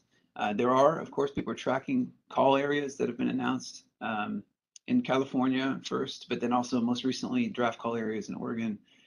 There's an opportunity here to kind of cultivate some resources, to find those that provide benefits beyond energy, beyond, we know that offshore wind right now, floating offshore wind, doesn't provide the most competitive cost of energy resource, but that is changing rapidly, as Patrick discussed and has projected in his work. But beyond that, the energy production value, but what else is there? How about the temporal value? What about the capacity value of the resource, particularly as we move to a world with less and less dispatchable generation? So these are the questions we asked. These are the things we're interested in, what we studied in 2020, and then what we talked about last week in San Francisco at the Pacific Offshore Wind Summit, and what we're concentrating on right now with our work. So what are we interested in is correlations with load and net load, especially as VRE, variable renewable energy resources, become more and more prevalent on our system. And then we also think about future emerging variable renewable energy production that will be cited to, in compliance with House Bill 2021. So, and not to mention the pure economics of power generation. What is the capacity factor at certain key times of the day and year? And then specifically, what are power flow impacts associated with placing generation in a spot where the grid did not evolve to take it? Yeah, that's the big change here. So there's an opportunity with existing transmission infrastructure in Oregon to incorporate power flows on the order of 2 gigawatts, and that's and then that actually correlates or corresponds with an installed capacity that's higher than 2 gigawatts. But when we think about actual power flows onto the system, we have a couple of studies now kind of pointing to around 2 gigawatts of flow directly on existing transmission networks. But I will say, and that was kind of the focus of this study and some other studies at that time. But now we're moving to think a little bit bigger. What now, knowing that number, what would it take to capture some of these benefits at a larger scale? And that's sort of where the conversation is shifting. But the House Bill 3375 number came out of these, was partially motivated by some of this work in early 2020. Please move to the next slide. Thank you. So just to touch on a few elements of that study and then mention the current study, and then I'll hand it back to Jason. One aspect of this study was this kind of review of inherent correlation or complementarity of generation, of just the natural timing of the natural resource. So this is without energy storage, just what is the natural inherent complementarity of offshore wind with loads across the major balancing authorities in Oregon and the Pacific Northwest, and then also with existing and emerging variable renewable energy resources. So we ran one aspect was a VRE, so I'm going to use that term a lot, variable renewable energy, a complementarity study. That study was based on the resources that are shown in this image here. So of course, we had 4 different locations that span the Oregon coastline: Astoria, Newport, Reedsport, and Port Orford, all located. These are offshore wind, queries of offshore wind resources, offshore wind speeds, namely at 100-meter hub heights. And those are all approximately kind of ranging between 20 and 40 kilometers offshore into the ocean. That's the offshore wind footprint at the left side of the slide. And then we looked at some in the green, both the green dots. I come from the onshore wind industry, so I'm very familiar with the Columbia River Gorge footprint. We queried 3 different sites in that area, and in southeastern Washington, there's another cluster of the strong wind resource there. And then of course, any Pacific-Core people on the phone or Pacific-Core ratepayers, really strong Wyoming wind resources that are wheeled to serve loads in the Pacific Northwest. So we considered the temporal and spatial aspects of those resources. And then full credit to Odo here on this part of the study. They pointed me to emerging PV utility scale PV power production in central and I guess it's south central Oregon. I always forget about that whole half of Oregon that's east of the Nevada boundary there, the Nevada-California boundary. But really, so kind of central southern Oregon, there's some utility scale PV project development. So these are the resources we queried over time, and we ran these. Sorry to show some math, but the Pearson correlation, just a simple Pearson correlation coefficient, which just tries to quantify in one number how 2 different series of data correlate with each other. And we did that on an hourly basis and grouped the results by season. And I'll show some of the high level findings there, but I would refer to the published work, and happy to take questions afterwards, so we don't end up down a rabbit hole taking everybody's time. Just a quick note here that complementarity, what motivates this sort of a check, we'd like to see that it would be interesting to note any inherent correlation of resource production with load, right? That's helpful. If in time loads are generation is available when loads are available, that's capacity value, and that's an adequacy type of contribution. So that's valuable from a reliability and resilience perspective. And then also you can think of, everyone's probably familiar with this idea of the duck curve or intermittent generation. With solar is really predictable, so you have a sense for a very clean diurnal profile most of the time. If you can find a resource that comes in the evening hours in particular, when the solar resource is receding, that's valuable, right? Because that maybe limits some of the strain on hydropower or other kind of dispatchable resources to help fill the shortfall there. So that's another way of thinking about the implications of complementarity to reliability and resilience. Next slide, please. So we made a bunch of slide 51, I guess, the slide prior. Thank you so much. So in the report here, which I have referenced in these slides, if you'd like to find it, we provided correlograms, or we did this kind of hourly complementarity and put them on a matrix. There was one of those on a couple slides back. It's kind of colorful matrix just to show the qualitative alignment with loads hourly and hourly production or of electricity or consumption of electricity, depending on which item you're looking at in the correlogram. We made these by season using multiple years of data, and we came up with the following conclusions here. Just some high level conclusions. There are other conclusions in those correlograms, but first starting on the left side with resource complementarity. So again, this is how supply side resources might work well together or not. The first one that we noticed was that offshore wind, there was a great degree of alignment hourly across the full Oregon coast. Not a whole lot of variation there, which was interesting.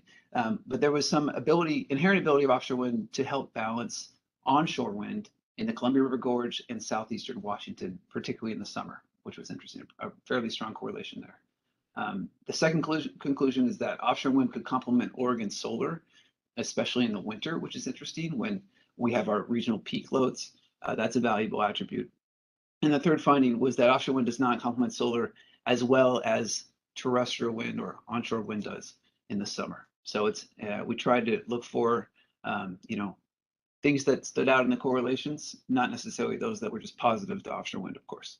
On the second half of the slide, thinking about now how well does the inherent how well does the inherent temporal production of offshore wind energy, in theory, match that of loads as accrued across the major balancing authorities in the Pacific Northwest. So now we're talking about BPAT, we're talking about Portland General Electric balancing area, the Pacific Core West in the southwestern part of the state, and then to the far east, Idaho Power Treasure Valley balancing authority. And what we found was, of course, solar complementarity. You know, it's generated during the day when most loads are happening. That's the best. It has a positive correlation of about 0.4, and nothing else touches it. Now, the second finding is that that offshore wind has a fairly strong correlation with load in the winter months. So that's important because, again, we peak in the winter, and that's a helpful thing. It's not just about how strong the wind speeds are. They are strong, but this correlation alludes to a capacity value that is even more compelling, I would say. There are many strong resources out there, but not many VRE correlate well, particularly wind variable renewable energy resources that correlate well with load in this way inherently. The third finding was that in general, offshore wind complements load across all seasons better than onshore wind. So again, when we think about House Bill 2020, think about 100% clean standards. You know, offshore wind offers a capacity, is differentiated on capacity. It matches load better as a high-level general statement, matches load better than we see in the existing Pacific Northwest onshore wind in time. Next slide, please. A quick note on interaction with the hydro system. Of course, hydro is not truly intermittent, right? We have the large Columbia River system, which is, although it is somewhat limited in how much power it can store or how much water it can store, and that's how much power flexibility it has over any seasonal duration. Hydropower is also it's a key piece of our dispatchable generation. We think about, especially when we think about the future, right? If you really think about ahead a decade or two, hydropower is becoming even more important. Its dispatchability is really, really, really important and precious. And one thing we've noticed over the last several years is that, well, first of all, there's a significant shift in the precipitation pattern. Less falling as snow, more falling as rain. So less stored in the snowpack of the mountains and more having to be stored in the river. And actually the river and the hydropower system is not made to store much. It's somewhat counterintuitive. You see these large structures, these large dams, but really in terms of the water resource, there's not you don't, without snowpack in the mountains, you lose the seasonal storage, so that long duration storage and slow release of the water, which means the late summer months are becoming a serious pinch point for hydropower production. Compounding that issue is the fact that the river temperatures are higher than they were before. So now, to preserve fish health, the river has to run. The dams have to spill water, which further limits their ability to generate. So this is why we kind of target this kind of July through October timeframe and just do a quick look and say, what do the wind resources look like in that period, that kind of critical time for hydropower? And these are just box and whisker charts that are showing, outliers inside the box, 25th to the 75th percentile of wind speeds over every given month. That's on the x-axis here. And then the horizontal bar inside the box and whisker plot, that horizontal bar is the median value for wind speeds over all hours in that month.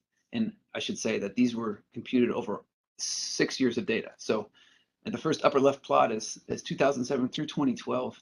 So you can see that the median at Port Orford, and this was similar for all offshore wind locations we surveyed, the median value of wind speed is fairly robust, and the box and whisker plots are actually also pretty similar between, even going back to July through October over those 6 years. And if you look across to a few of the other sites, so again, I just pulled one from each major area where we were looking. So Columbia River Gorge in the upper right, southeastern Washington in the lower left, Wyoming wind in the lower right. And you can see that those resources tend to fall off a bit more than offshore wind. So there is a seasonal sort of persistence, or a more consistent production potential on a seasonal basis at offshore wind, which could be valuable in terms of interaction with the hydropower system. Next slide, please. Okay, and then a little bit about locational value. So what's interesting about one of the things I should say that's interesting about generating power on the ocean at scale, utility scales. We're not talking about, pilot projects. We're talking about large scale, and it's being proven, as Patrick indicated, for floating offshore wind. It's certainly proven for fixed bottom offshore wind. Megawatts to gigawatts of production in the ocean, and then interconnecting that across the coast. It presents challenges, but also opportunities from a power system perspective. So some of the power quality benefits that would be accrued on the coast. So there are folks right there on the coast who would immediately benefit from this. Are distributed active power injection for better frequency response and regulation of the power system. Reactive power potentially for voltage regulation along certain parts of the coastal networks where near the point of interconnection of the offshore wind power flows. Fall right through contributions from offshore wind turbines, modern offshore wind turbines, which are sophisticated and use sophisticated power electronics infrastructure and can handle faults and disturbances on the grid quite well. And then I'll indicate also that there's I linked to a CAISO report, an Avangrid test from, I think maybe it was mid 2020, it might have been mid 2019 actually, where a lot of these performance characteristics were demonstrated on a utility scale park. No reason to think that couldn't happen in the ocean as well. So type 3, type 4 machines in the ocean. And then there's also of course the avoided cost of outages, reduction in backup systems potentially if one had this power supply on the coast. I think Adam pasted a very interesting comment earlier about the resilience threat of the Cascadia subduction zone type event and the ability for power generation to potentially help restore coastal power flows faster than otherwise possible. There is, of course, the reliance for much of the Oregon coast, the reliance on the coastal transmission across the coastal range, which presents a resilience challenge, both in terms of maybe to the Cascadia event, but also wildfire. So avoidance of that or less reliance on that is helpful for the coast. And then the last thing I'll mention is that there is a north to south. There's a potential, depending on how the infrastructure evolves on the transmission side, for a north to south power flow alternative to some of the main existing flow gates, such as the California-Oregon AC or DC interties. And for those of us in Oregon, probably the bootleg fire is still very much in our memory. And during that event, there was a significant de-energization of the California-Oregon AC intertie due to arcing from that fire. The fire was so large, it was near the AC transmission lines, and there was arcing due to the wildfire smoke. So the intertie had to be de-energized to not further the wildfire. And so what ended up happening was not only did California lose potentially, so we're talking about major system impacts here. So beyond Oregon, they lost 3.5 gigawatts of potential import, and then the DC intertie had to be also de-energized, not because of wildfire smoke, but because now the system was out of balance. So there's another couple gigawatts. So all of a sudden California's in a huge pinch without some of the imports they really rely on. And there are other times of the year when we rely on imports across the intertie, and that could be really important for Oregonians as well. Okay, all right, let's go to the next slide, please. Okay, so a couple key findings from the Oregon study, from our 2020 offshore wind study, was this ability for interconnections of maybe between 2 and 3 gigawatts of nameplate capacity offshore wind, but closer to 2 gigawatts of power flows on the actual existing transmission networks as gauged from a production cost model. And then some of the complementarity benefits I indicated before.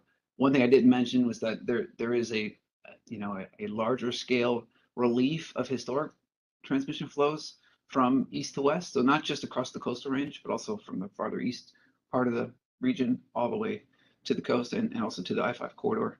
So by serving some of that I-5 load from the ocean, you free up some coastal capacity, some of that cross cascade transmission capacity, which has some implications for future generation and transmission. The last thing I want to mention is that I would say we're just really starting on this work and fully understanding the reliability and the resilience value of offshore wind in the Northwest and on the West Coast in general.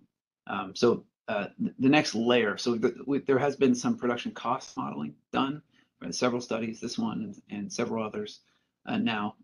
But what the next part is really to look closely at resource adequacy, do some detailed power flow work, including steady state, short circuit, and dynamic studies to understand the impacts, the true impacts to the existing transmission grid, and also, how a purpose-built transmission infrastructure might benefit or how it would be affected by offshore wind power flows.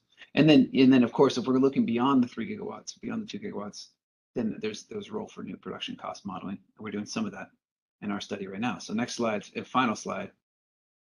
This is the current study. It's funded by the National Offshore Wind Research and Development Consortium and BOEM. And we're looking at this exact range. We've got great wind speeds and strong capacity value, as I indicated earlier. We have 18 months. We started at the beginning of this year. And we're at the point where we're optimizing generation footprint in the ocean for electricity system values, some of the same values I've been indicating in these slides, evaluating 3 conceptual transmission scenarios to move that power and seek it at load centers in the I-5 corridor, as well as down in San Francisco. And we're guided by POET and as in an advisory capacity, as led by Jason Bush. And I'll take any questions about that as we go here, but thank you very much for the time. Happy to talk more. Thanks, Travis. That was great. Jason just has a couple of additional slides, and then there's been some really great questions for you in the chat if you want to take a look. Are you able to stay on for a little bit longer so we can do a discussion? Okay, great. Jason, I'll just have you do your remaining 2 slides while Travis takes a look at the chat, and then we can kind of do it all at once. Oh, your slides disappeared. There you go. Okay, thanks, Travis. Yeah, I think that's a wise decision. Let's go through the recap and the synthesis of the feedback we heard on these topics. 100% clean power grid, that gets to the generation profile a little bit. Then the transmission power supply reliability Travis touched on, with potentially enhancements and expansions to maybe increase the transfer capacity on east, west, and north-south pathways and power system resilience. And here we go. Was able to get a synthesis of the comments we got on this topic down to 1 slide. So maybe this can help us stay on track for our timeline for the meeting. We'll point out on the right that wildfire risk is kind of a big, maybe more frequent natural event, extreme natural event that the Pacific Northwest encounters. So planning for these is a little easier than planning for like the big earthquake scenario we talked about on the last topic. So some of the themes were floating offshore wind generation profile is complementary to solar and provides resource diversity. We've talked about diversity in that aspect, and then the locational diversity for balancing power flows on the transmission system is another key feature of offshore wind that's relatively unique. And then floating offshore wind can bolster reliability. Need to explore these benefits in relation to kind of the transmission expansion necessary. Talked about that a bit, and transmission solutions that reduce the east-west pathways, that reduce the congestion on those pathways, and then also provide alternative north-south pathways was stuff many folks highlighted in the comments as well. So generally, we heard a lot of feedback relating to these 5 or 4 bullet points, and then we'll open it up for additional feedback and questions for Travis. Great. So Kathy, I see your hand up. I'm just going to cover a few in the chat, and then I'll go to Kathy and then Sean. There was some really good discussion and questions in the chat about this topic. And I'm trying to scroll through. There was a question for Travis about what studies were done, whether they were economic dispatch studies or reliability studies, contemplating the NERC and WEC reliability obligations. Kathy also had a question about the PNNL 2021 study that was referenced, and if the link could be put in the chat. It looks like the Odo literature review has a reference for the 2020 study. Ashley also asked about whether you could share a little bit more on the locations chosen for offshore wind. Looks more centralized, while the BOEM call areas are more southern Oregon coast. There's also a clarifying question from Troy about on slide 53, saying the total load on the Oregon coast is 1 gigawatt, or is that just around the South Coast area that you could clarify? And then maybe I'll pause there for those and then cover the rest. Okay, thanks, Reggie. Yeah, a couple of those questions I think are related to the footprint we considered. So we ran in this first study, it was, we just picked 4 locations that span the coast. That was our idea, is just to kind of, inspect the characteristics of offshore wind and how they might vary across the coastline. And then also looking at, of course, so spatially, but also in time, as you saw me walk through today. So that was our focus. So in terms of the coastal load was north to south. The thought was it's roughly order of magnitude. It's not really a precise number, but on the order of 1 gigawatt of load on the coast that could be served by offshore wind first, if the transmission north to south was suitable to do that. And then Ruchi, help me with the second question that had to do with the footprint. Mm-hmm. Yeah, it might have been oh, go ahead. Oh, go ahead. No, please. I think there was a clarifying question about whether 1 gigawatt was total load on the Oregon coast or just in the South Coast area. Yeah, that's the total coast. Mm-hmm. Great. And then Jess had a comment about how we can ensure communities where the most offshore wind development is happening actually benefit from and receive that energy generation to improve South Coast energy resiliency rather than being entirely sold to the broader grid or California grid. Yeah. Go ahead. That's a really good question. It's an important one. The way it works, right? I mean, so when the electricity is generated and interconnected, it's not, there's no way to trace that electron, right? It goes into the grid, and the grid then serves power flows what the infrastructure what the capacity is of individual links of the infrastructure. So the way to sync the load on the coast is to ensure that transmission up and down the coast is suitable so that when the power hits the grid, I mean, it's not like there's a separate, I just want to be clear that there's not a separate intertie into Portland and a separate one into San Francisco, right? It hits, I mean, outside of talk about, some sort of backbone that might interconnect specifically in certain places as the major kind of thoroughfare for moving power.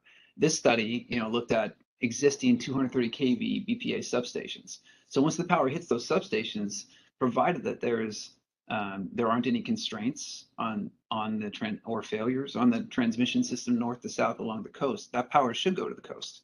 The coast should see a direct benefit, and that's kind of I think the system operators have to keep that in mind, just to make sure that the coast can be served reliably, but the benefits are system wide. I mean, everyone benefits. It's not like, I know that's a common question. It's not just the coastal folks get the benefit or just the I-5 folks get the benefit. I mean, it's kind of a rising tide.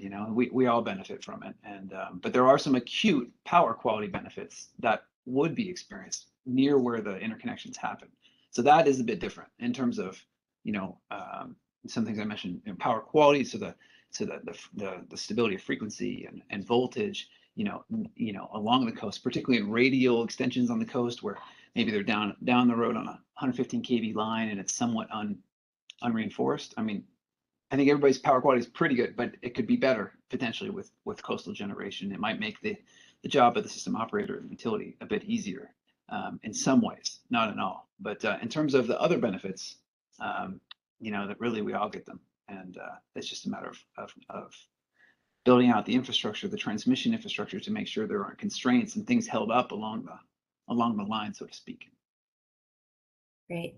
Yeah, I'll just add, I agree with everything Travis said about the way the regional grid works, but that there are some interesting ideas just around sort of design characteristics that might involve some complementary battery storage or other sort of design characteristics that might help with more local resiliency that, if a specific project was proposed, could explore. There's a few other comments in the chat that I'm going to review. I'm going to go to Kathy and then Sean to break it up a bit. So go ahead, Kathy.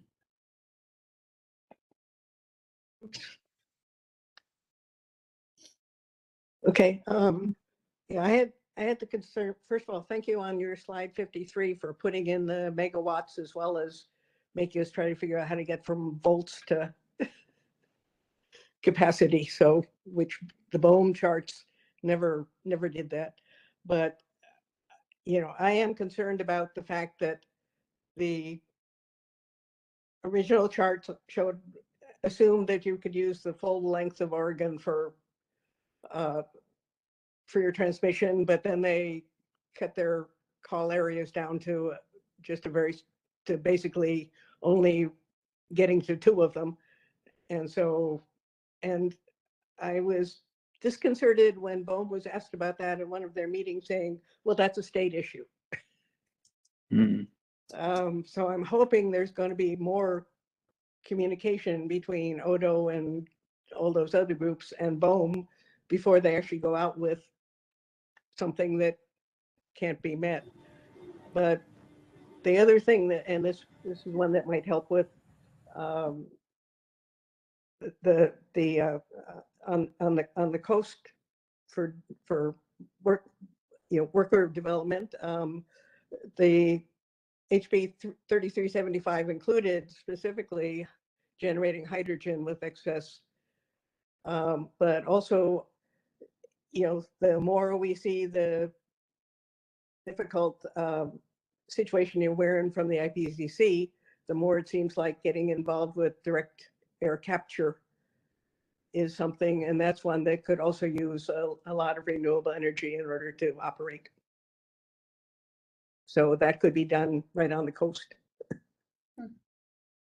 So that might be a consideration of what can be used locally to use excess energy. Yeah, it's a great point. Hydrogen is sometimes considered a form of storage. It's a great point, Kathy. Yeah, no, I mean, that's and as I said, that was included, Brock Smith included in his bill. But the direct air capture is one I haven't seen that being considered, and I think that's the sooner we can get that online, the better off we're going to be.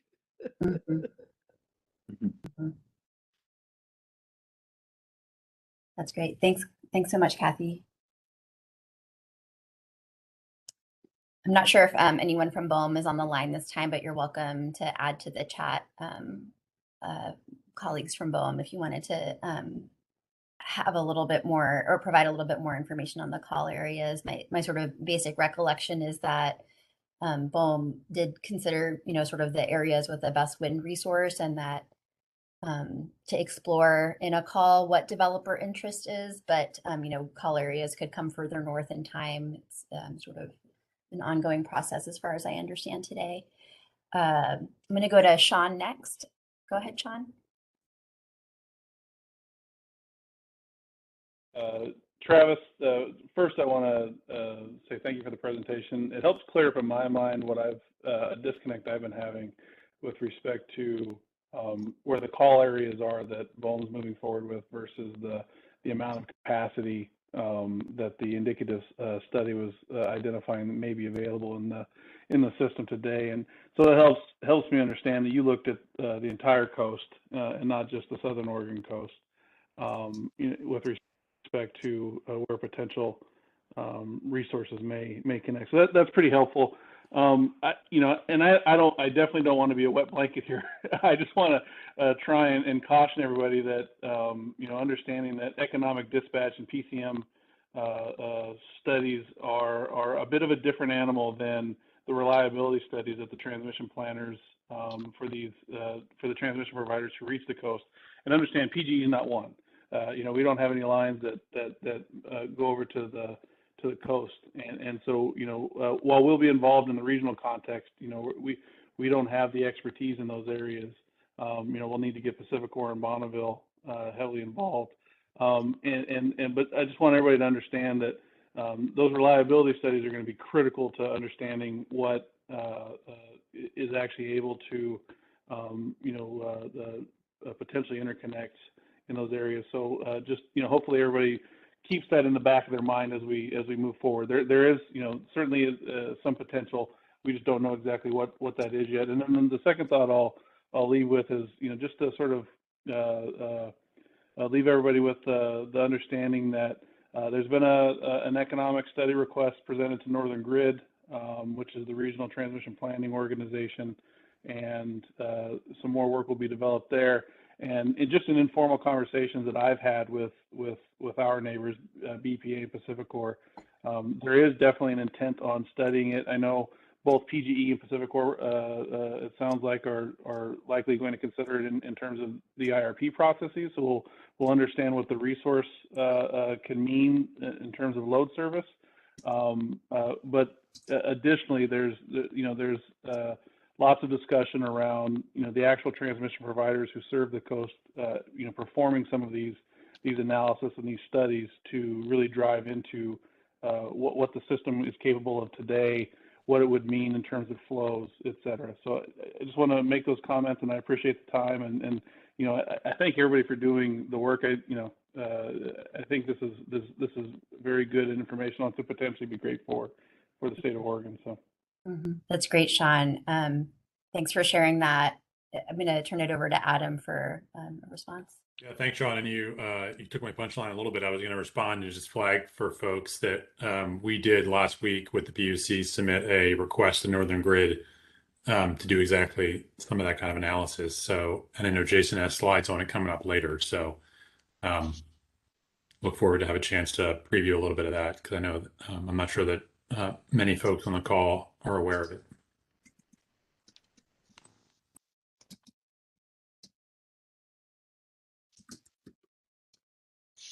Thanks, Adam. And I know we have some slides on that study coming up in the next section.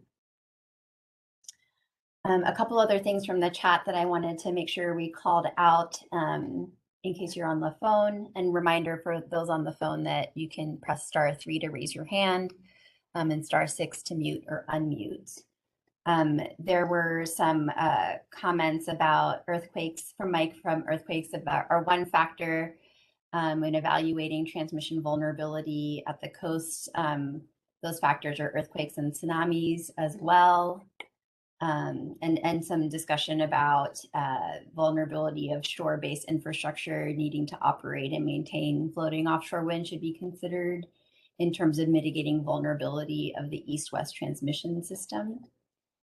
And then Mike also commented that yesterday a Dutch offshore wind turbine came apart and triggered a no-sail zone for vessels in the area, and was wondering if evaluation of risk and vulnerability considerations on unintentional failures of a floating offshore wind facility might compromise power supply and other economic activities. Thanks for that question, Mike. I don't know if our study will go into that level of detail. I wasn't aware of the Dutch offshore wind turbine, so thanks for sharing that. There was a couple of questions in the chat about links to various studies that Travis mentioned. I'll just note for everyone that slide 57 and 58 has a pretty good list of references with links in it that you can click on using the PDF version of the slide deck on our website. And just to jump in, Ruchi, the 2021 reference that I think is throwing some people, threw me too when I was trying to think about the answer to the question. That's just a publication of the 2020 work. So it's not a different study. There's a study in 2020, which we did in our, we put out there through BOEM and then through PNNL technical report literature, and then we took it to a peer-reviewed journal in 2021. And now we have a new study that launched late 21, early 22 on the Southern Oregon, Northern California transmission problem. Yep. And then maybe to Mike's question about the failure of any single generator. I mean, the way floating offshore wind will have to comply with the same requirements of any generator. So if a natural gas plant fails it might be, you're right, that there are different, it's not failing in the ocean, maybe it doesn't create a no sail zone. So that piece is different. But in terms of the power system, and that piece should be considered, of course. But in terms of the power system, it's a contingency either way, whether it's a natural gas plant that doesn't fire up because it's too hot out and it hasn't been run much, or if it's an offshore wind plant that has a mechanical failure, or even if it's a spectacular failure, it's still a loss of a generator. And the system has to be designed so it can handle that. That's an N-1 condition. So, and actually, it's almost less than N-1 because typically these generators, there are many generators in a utility scale wind plant. Each turbine is a generator. So if one fails, the implication to the power system is usually not that large because there are many others on the wind park to compensate, or the individual failure is not that much in terms of active or reactive power contributions. But either way, if there was a failure of an entire wind plant, that is something that the power system has to be planned for. And so there are contingency and reliability requirements that Sean alluded to earlier that have to be met regardless of what the type of generation is. Thanks, Travis.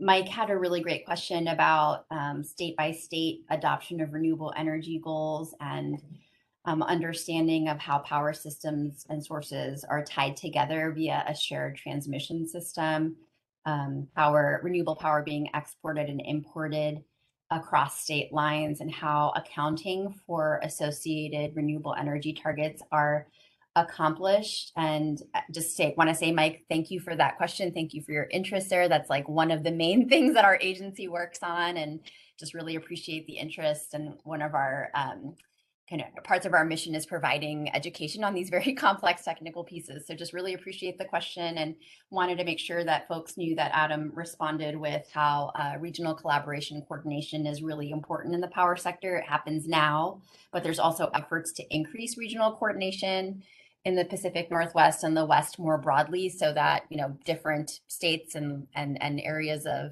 states can benefit from different types of renewable resources depending on what those are. So greater cooperation is definitely a piece of the puzzle. And there's a website that the Oregon Department of Energy has created and maintains called the Electricity Resource Mix, which will break down what resources are used by utility territory, as well as information about the greenhouse gas emissions associated with that energy. Chris Harding in the chat had a few other points on showing more carbon dioxide is produced than removed, and some links to a study. So thank you for that from Berkeley. And then I don't see any others in the chat. Hopefully I summarized all of those, and I see a hand raised from Harvey. So I'm going to turn it to Harvey.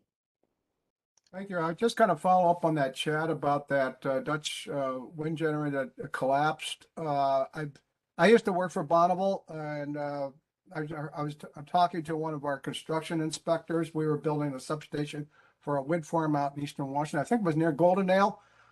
This has been a while back, but anyway, they were assembling one of these wind generator towers, and it collapsed and killed one of the workmen. And the construction inspector, had OSHA was there investigating it, and our inspector went over and took a look at what was the problem. And it turned out the outer skin of the column of the wind generator was just photogenic. It looks perfect.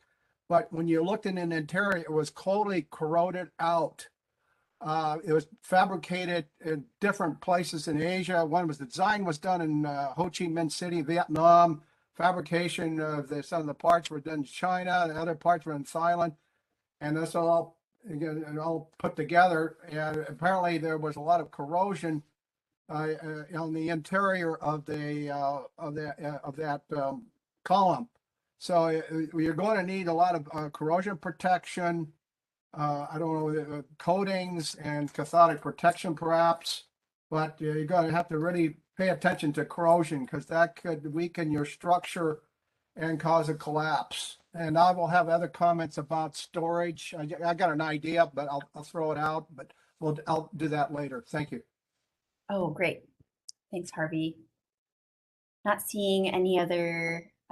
Kathy did have a clarifying comment about the DAC, the direct air capture, I think for Chris, in terms of it, if it turned out to be difficult to transport or transmit all the electricity that would be generated, some could be used for like local hydrogen or direct air capture, which would allow it to be CO2 negative. Okay, thank you so much for all of the engagement on this topic of reliability and resilience. We had actually scheduled a 10-minute break. We're pretty behind schedule though, so I just wanted to get a sense from folks about whether you would prefer to take maybe a shorter break and then dive into about 45 minutes of transmission, take a lunch break now and then cover transmission afterwards. Folks want to kind of provide a preference in the chat that would help us to sort of align the agenda. Give people a few minutes to think about it. So the options are to take a short break right now and then come back during part of the lunch hour to discuss transmission, or to take a lunch break now and then cover transmission after a half-hour lunch break. Want to make sure Marty on the line would be available to cover transmission after an early lunch break. Yeah, that should work for me. Can you hear me? Yeah. So that'd be in about 30 minutes from now? Yes, that's right. Okay. So far, it seems like people are also hearing my stomach growling. So maybe, so far I'm seeing more interest in having a lunch break now and then heading into transmission. Thanks for that feedback. So Jason, I think on slide 62, we have, it just says break 10 minutes. Maybe we can change that to say lunch break, come back at 12:30 or 12:25, sorry, 12:25. Thanks everyone for all of this engagement. We had tried to build in a break, but it was such good questions and engagement. Sorry for not providing a break earlier, but we will see you back here at 12:25 to dive into a topic that we've gotten a lot of feedback on, which is transmission. Hope you all get a chance to get something to eat, and we'll see you soon.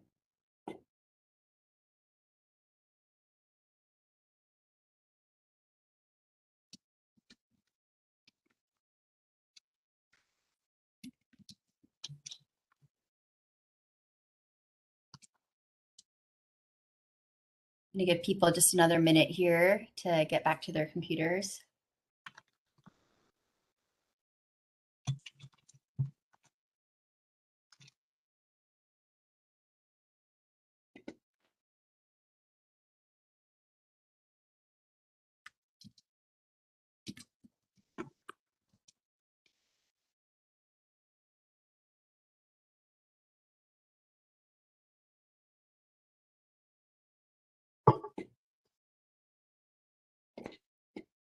Hey, can you all hear me? Just wanted to test my audio before everyone gets back.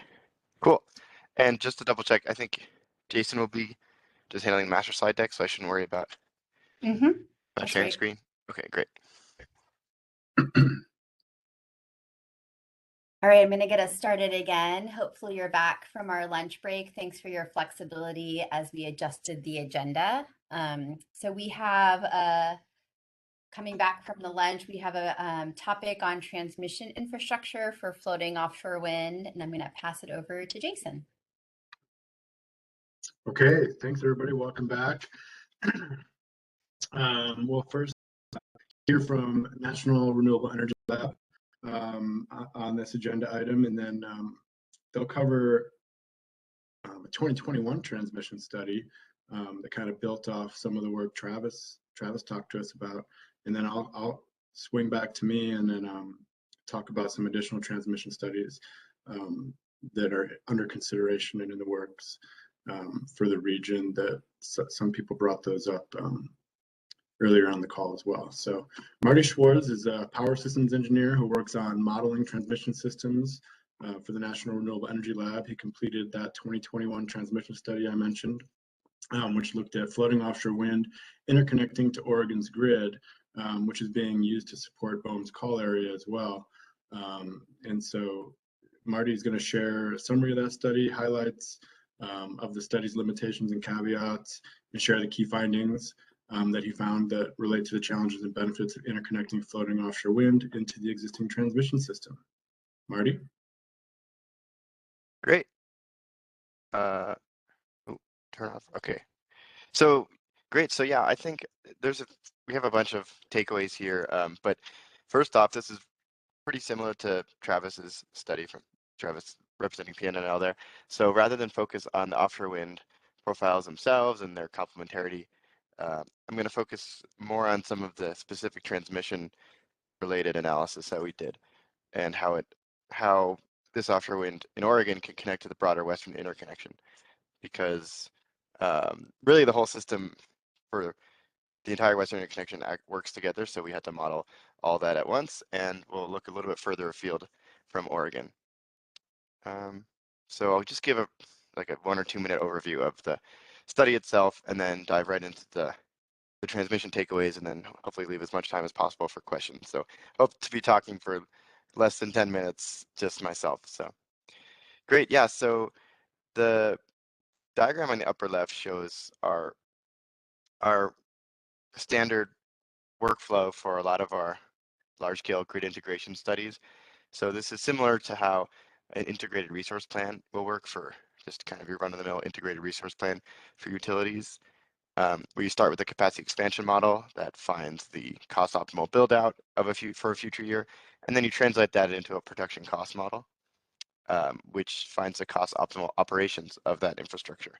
So this, just similar to Travis's study, this was a production cost model at the hourly level for the entire Western interconnection. And just in the bottom here shows a typical output for a study like this, where we see a few days dispatch stack and showing what technologies are making up what percentage of the load. So if you move to the next slide, Jason, I can talk about a few of the scenarios that we modeled. So generally, we have a base system, and then what's interesting about the study is various scenarios and seeing how those impact the broader grid operations. So because Travis's study had already looked at, swept through 0 through 5 gigawatts in 1 gigawatt increments, so they really dove down into different capacities. We chose a few key offshore wind capacities and then changed other things about the system, and to show how those interacted with the offshore wind energy injected into the Western interconnection. The key one I want to call out here is actually number 3. So we upgraded, and by upgrade I just mean increase the thermal limits of these transcoastal lines. So these are the lines that connect the coastal communities like Coos Bay and Newport, Oregon, to the Willamette Valley, where there's much larger load centers there. And then of course connects the points of interconnection for the offshore wind to the broader grid in Oregon, and then to the rest of the Western interconnection. So this transcoastal range is sort of like the gate that connects offshore wind to the rest of the system, and there isn't really, besides a few key paths, which I think I show on the next slide, there's not really anywhere else for the offshore wind to go. So in order to look at higher penetrations, we increase the limits of these lines to allow more of the energy to get to the rest of the system. So next slide, please. I think the next slide is just the grid version of these scenarios. Oh, I skipped that one. Okay. So we had 8 key findings, and there was kind of a variety of topics related to offshore wind and its value to the grid. But because this is a short time and there's a lot to talk about, and because this is focused on sort of the transmission value and benefits of the offshore wind rather than just the energy technology itself, I'm gonna just call out 3 key findings. So the first one is that the existing system, and this is referencing the existing Oregon grid, can support just about 2.6 gigawatts of offshore wind without leading to large-scale curtailment. So when we say support, we mean most of that energy is actually being used instead of being curtailed and not being useful. Finding 3 is that this kind of goes along with finding 1, which is that if once we go past 2.6 gigawatts of offshore wind, we hit some major curtailment and up, above 10% of the energy just can't find a use in the system.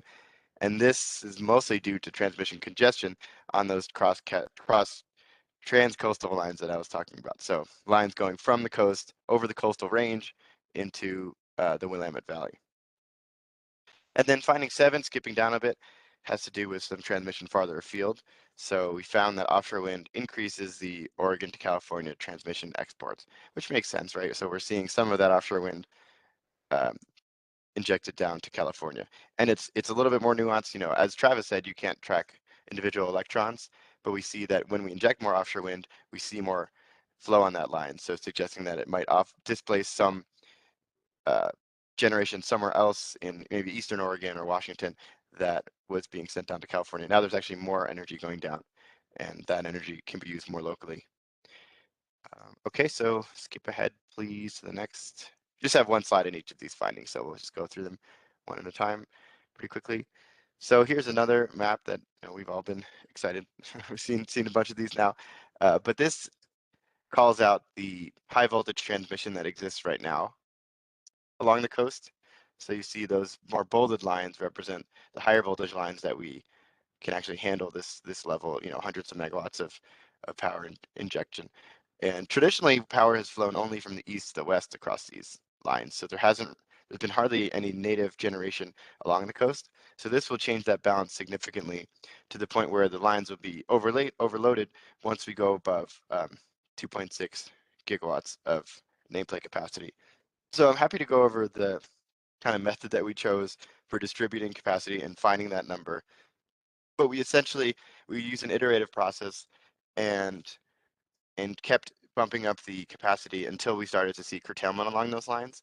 And we tried to put as much of the capacity south as possible. Because as you can see, the wind speeds get significantly higher. So we wanted to maximize those sites, but we were still limited by this particular transmission topology. And so this is the best we thought we could do without upgrading lines. Okay, the next slide shows that once we go beyond that 2.6 gigawatts, we start to see curtailment. Oh, right, sorry, some caveats to this. This is not a detailed power flow analysis, and I actually think I saw a question that maybe I could just knock out right now in the chat related to reliability. Right, so this is not a comprehensive power flow or resource adequacy analysis, so it does not capture line outage contingencies or assess the reliability of the system or give a robust capacity credit metric to the offshore wind. So it's really more a production cost.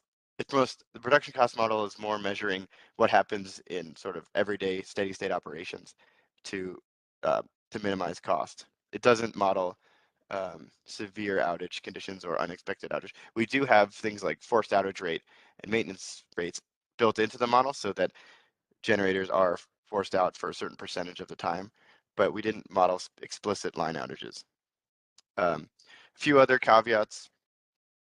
There's smaller scale transmission that would be required to integrate this offshore wind, which we didn't look at because we figured that that's all kind of built into the cost of the LCOE, and it might not necessarily have a huge impact on the grid itself. Also, because this isn't a capacity expansion model, our representation of transmission upgrades was relatively simple, just increasing the thermal limits to allow the lines to carry more energy. But we didn't get into the cost of those upgrades or what else might be required, like reactive power support or other complicated infrastructure. Yeah, so and I think that will actually feed nicely into what Jason will talk about next with the northern grid study, but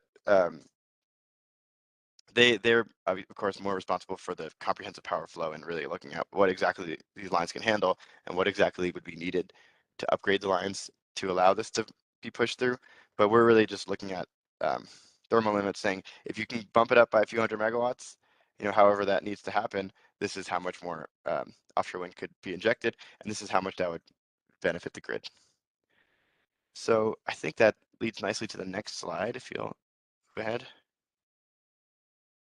Right, so this shows curtailment in 4 different scenarios along the 5 different points of interconnection. So going from north to south, so Clatsop in the north near Astoria, and then Fairview further south towards the California border. And you can see here that, so the first 2, the blue and orange bars, represent scenarios where we did not increase the transmission, the thermal limits of the transmission lines. But all of these 4 scenarios have 5 gigawatts of offshore wind. So we're seeing the max curtailment in the situations where we don't increase that those lines. And you can see that we're seeing, significant curtailment to the point where it wouldn't really make sense to add that much offshore wind without upgrading those lines. Another method, of course, for reducing curtailment is to shift energy from periods of lower demand to higher demand using storage. And we did study that a bit. So we added storage in a couple scenarios. It was only 10% of the max power, but 24-hour duration. And so it wasn't a comprehensive study of storage by any means. It wasn't, meant to say this is all that storage can do. But in this particular scenario, in the way that we set up storage, it did reduce curtailment by about 15%, even without any transmission upgrades. But we're still at levels that are pretty unreasonable for the investment of all that generation. So we would still need to see transmission upgrades to make those worthwhile. So that's what's meant by the next 2 bars, the brown and darker red, are near zero across the board. So you can see in Clatsop there actually are 0, and then in Toledo it's less than about 5%. So that shows that in the transmission upgrade scenarios, we avoided most of the curtailment there. Okay, next slide. Should be the last one, I think. Finding 7.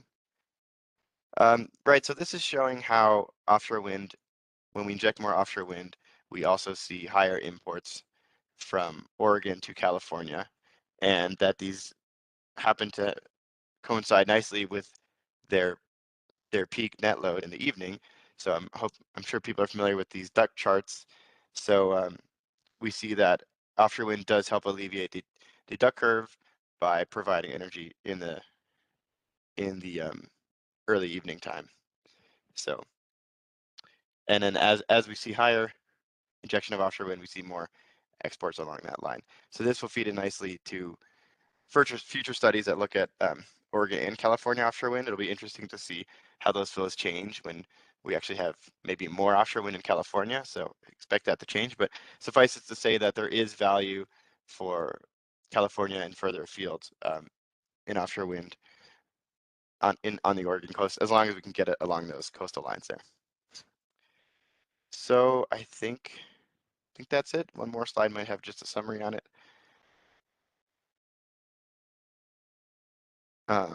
Just references. So that's all I have. Looking forward to the questions. I see there's already a bunch in the chat, but not sure how you want to handle that.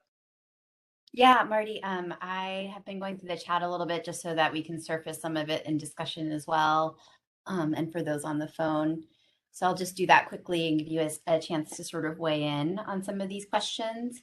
Okay. I think you answered the contingency analysis one already from Julie, but Sean also had a similar question for you as before for PCM studies runs versus reliability using WEC ADS cases.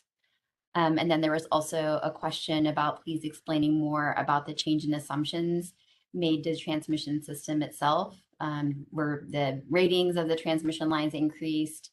If so, could you help the understanding of the new ratings used, as well as any reliability considerations? I think you covered a little bit of that before, but if you wanted to emphasize anything there specifically. And then Kathy asked if this analysis was redone using only the 3 BOEM call areas. Sure. Why don't I start from the end first? So the 3 BOEM call areas, actually this was done before those 3 were identified. So we used 5 call areas, so kind of distributed evenly from north to south along the coast. And each was mapped to a single substation. So those were the names that I had on that finding 3 slide. And those call areas in turn came from a previous study from NREL that looked at just the cost of Oregon, how much, and actually Patrick could talk better to that, but that was more the studying the LCOE projections, and then also seeing maybe what the full technical potential could be along the coast. Those calling areas weren't meant to represent the ones that exist now, but they, at least the southern sites, have similar characteristics. So the purposes of those call areas were really just for us to pull resource data so we could get realistic power profiles, but they weren't meant to be, the set in stone. This is where the sites will be. So of course, a lot of the analysis does depend on timing of the wind speeds in each particular area, and then the combination of how much capacity we're putting in each location.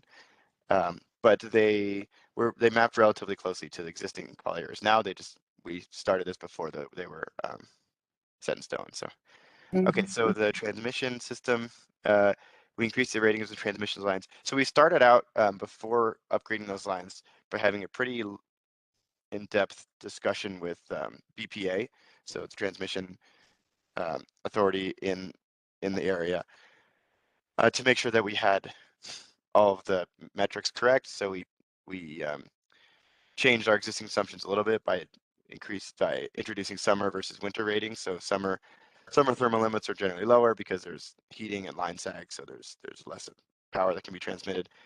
And then also reactance and resistance, but we didn't change those significantly. And those were generally less impactful in the model. So it really was just the thermal limits that we're interested in and not stability limits, because stability, we can generally kind of use a hand wavy assumption, assume that, well, you can put whatever reactive power support to support stability, but really it's the thermal limits of the lines, how much current can flow on these lines without them literally burning up. So that's what we increased in order to reduce curtailment there. And then similar question, PCM studies reliability. Right, so we didn't study reliability in the full sense of the word. No, that would require a different model, or a lot more runs where we just force the lines to be out and see what happens. But we didn't do that in this case. And then surfacing a comment from Sean that California interest in being an off-taker still would likely face a bottleneck at the interties, given that they're fully subscribed. And then Amanda had a clarifying question on if the curtailment is under the circumstance that all 2.6 gigawatts goes into a single connection point. Oh, sorry, I'm not looking for that question. Oh, is it curtailment under? No, so they're in all of the scenarios. And if you go back to slide or the finding one, Jason, that should help me answer this question. So we distributed the capacity. The next, just one more to the right. The one with the map on it. Oh, nice. Okay, so right, so we distributed as you see on this table here, and the kind of ocean locations are just meant to represent the centroid of those aliquots that we use to get the resource data, not necessarily matching up with the actual call areas, although the southerly sites definitely were more similar to the existing call areas. But this is how we distribute it, and then each is connected to one of those red boxes. So you can see in the parentheses there which site matches up with which substation. And we just identified 5 along the coast that we thought 5 high voltage substations that were the closest geographically and would make the most sense as a tie-in point. And another piece is important that we didn't capture undersea transmission to actually get the power to those substations. So we just assume that it was generated right there. But no, the 2.6 gigawatts is distributed as you can see in this table. And that's why the curtailment was broken out on the next slide. So.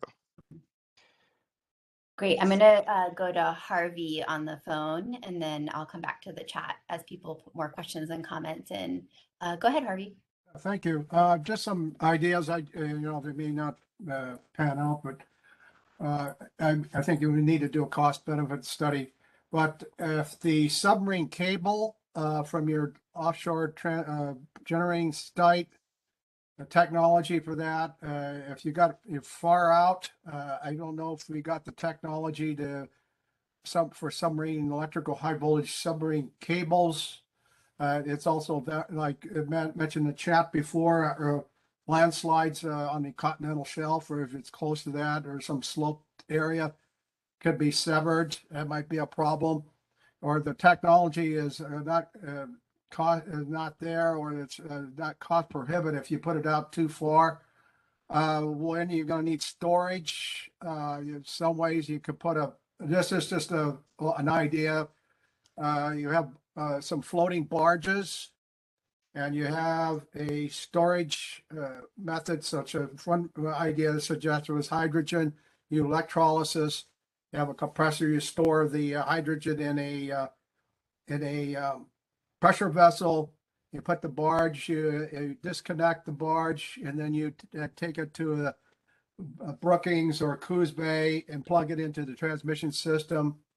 It's kind of, I don't know, it may not work, but, and then provide your peak power. You got another one that's already on a couple of 2 or 3 others accumulating power, and you go this back and forth, but that's a kind of a maintenance problem, for using tugs, crew.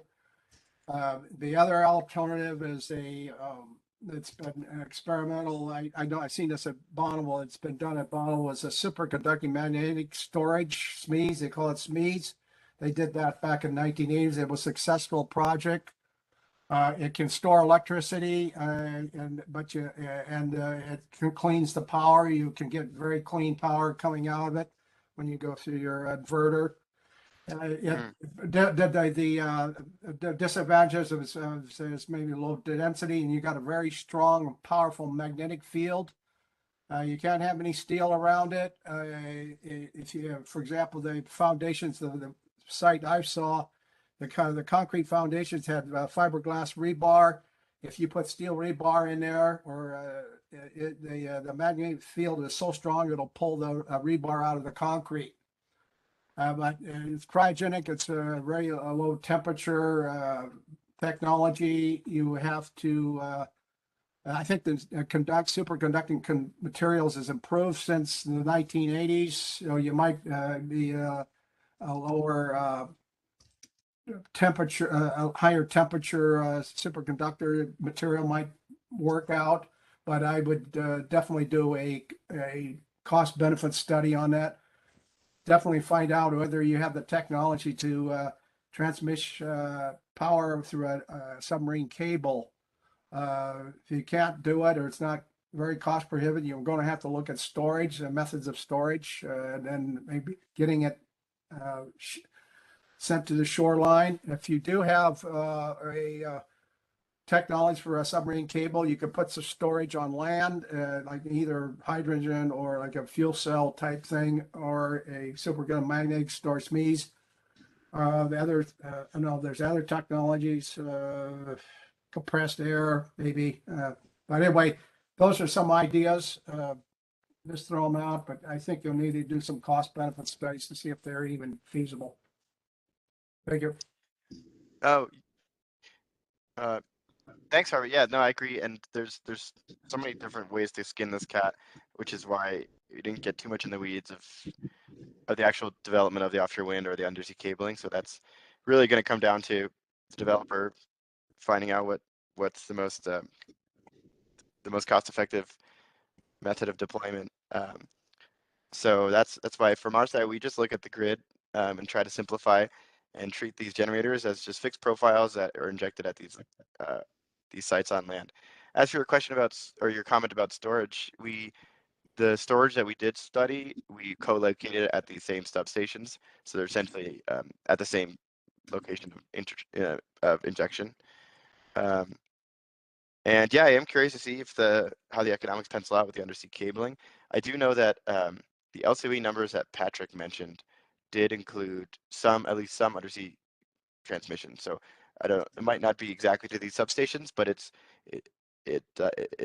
included in that cost there. So of course that it's not going to help if there's no undersea transmission. Just throwing wind turbines out there. I know other people are looking into floating storage or even hydrogen to absorb some of that power.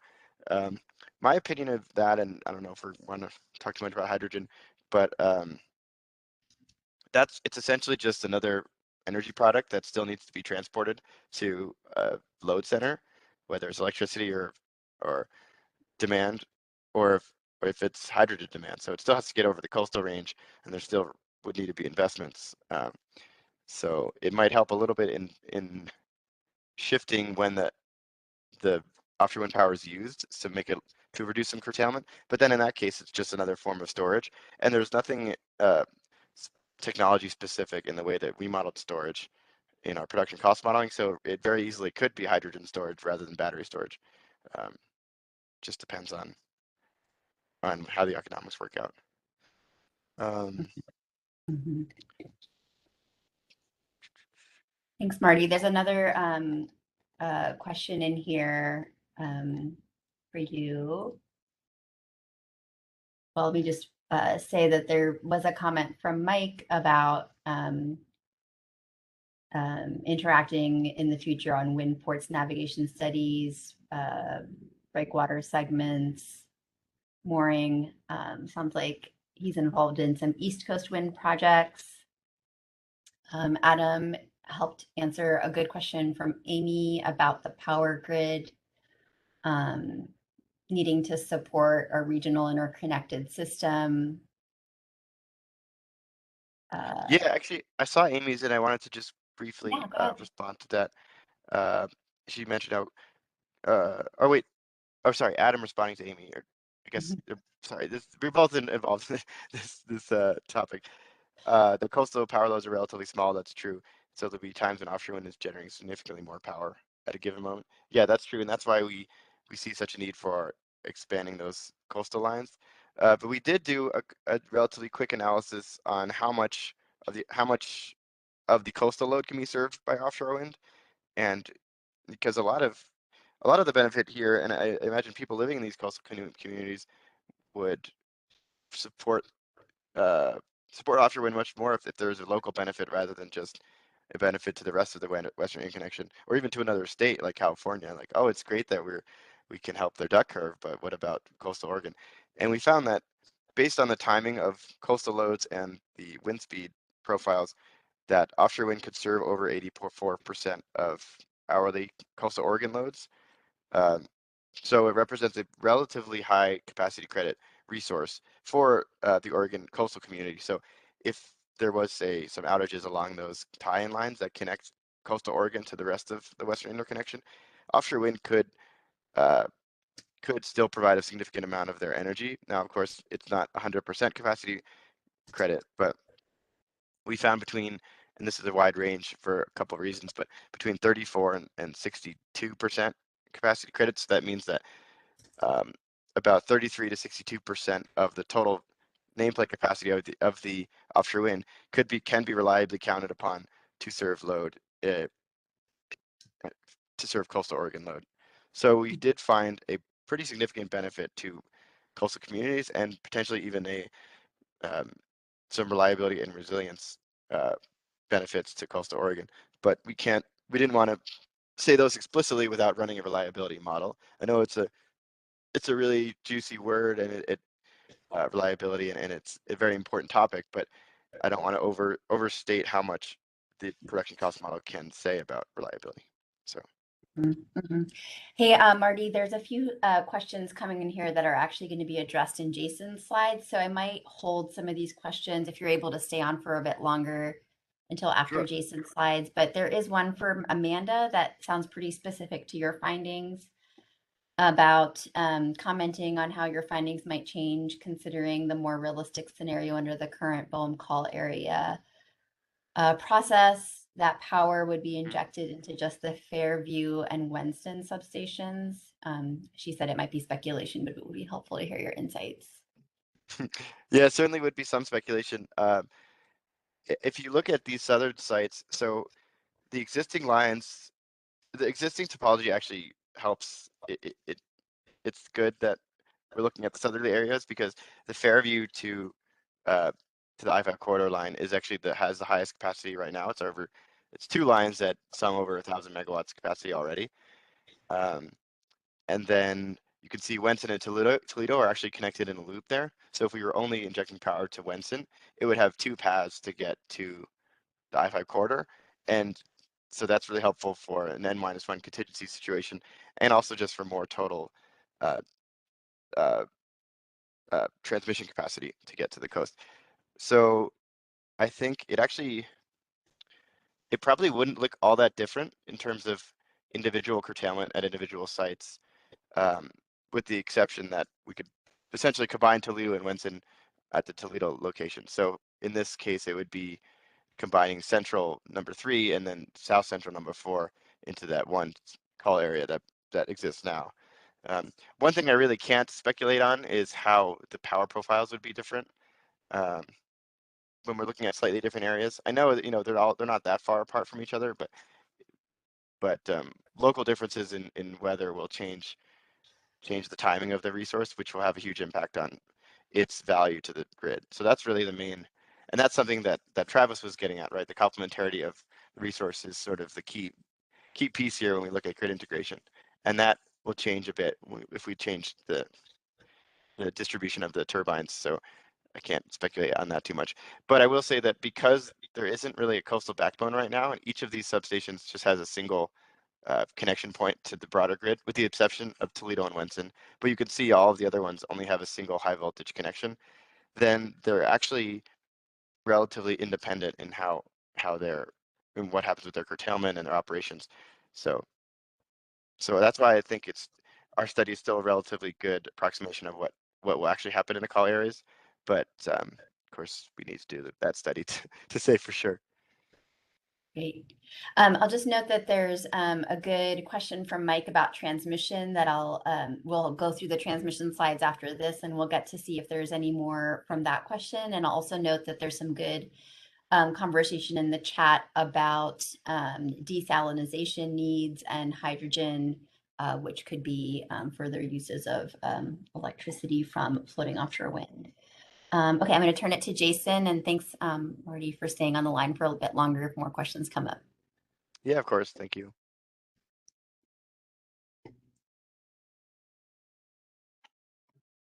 All right. Thanks, Marty. Switching gears a little bit to, what we've talked about a few times in relation to the PNNL study and the NREL study is the need for additional transmission analysis. So don't remember the exact phrasing of the comments we heard earlier today, but the need for reliability analysis and power flow modeling to really see how the system reacts and whether there is transmission service rights. I don't know if that's been mentioned yet today, but you need to have transmission service rights as well, which is kind of an accounting method for keeping track of where the power is being sold and allocated to, which has a little bit different function to it than like the physical limitations and where electricity actually flows, but they're kind of related. So kind of with that in mind, I'll talk a little bit about Northern Grid. They're the regional transmission planning entity for the Pacific Northwest region, as well as the Intermountain region. They basically perform analysis that examines interactions between all the local transmission plans of the region's transmission providers, which there are many. Some of them are listed here: BPA, Pacificor, PG, Idaho Power, Puget Sound, Avista. Some of those have a lot more transmission mileage and bigger systems than others. I think Sean mentioned PGE's transmission system, is maybe not small, but it's certainly not as large as Bonneville's or Pacificor's. In addition, the location of where these transmission systems exist has some, key overlap with the floating offshore wind topic. BPA and Pacificor have a lot of coastal transmission and transmission in Southern Oregon. And so those are going to be some key entities that were already raised, for their importance and significance on continuing the conversation on floating offshore wind. So the local transmission plans I alluded to, those those are done by every transmission provider, and they identify transmission upgrade and expansion needs necessary to meet transmission service requests they've received from power projects, or another way, it kind of embedded that with that, or the people looking for interconnections into the bulk transmission system.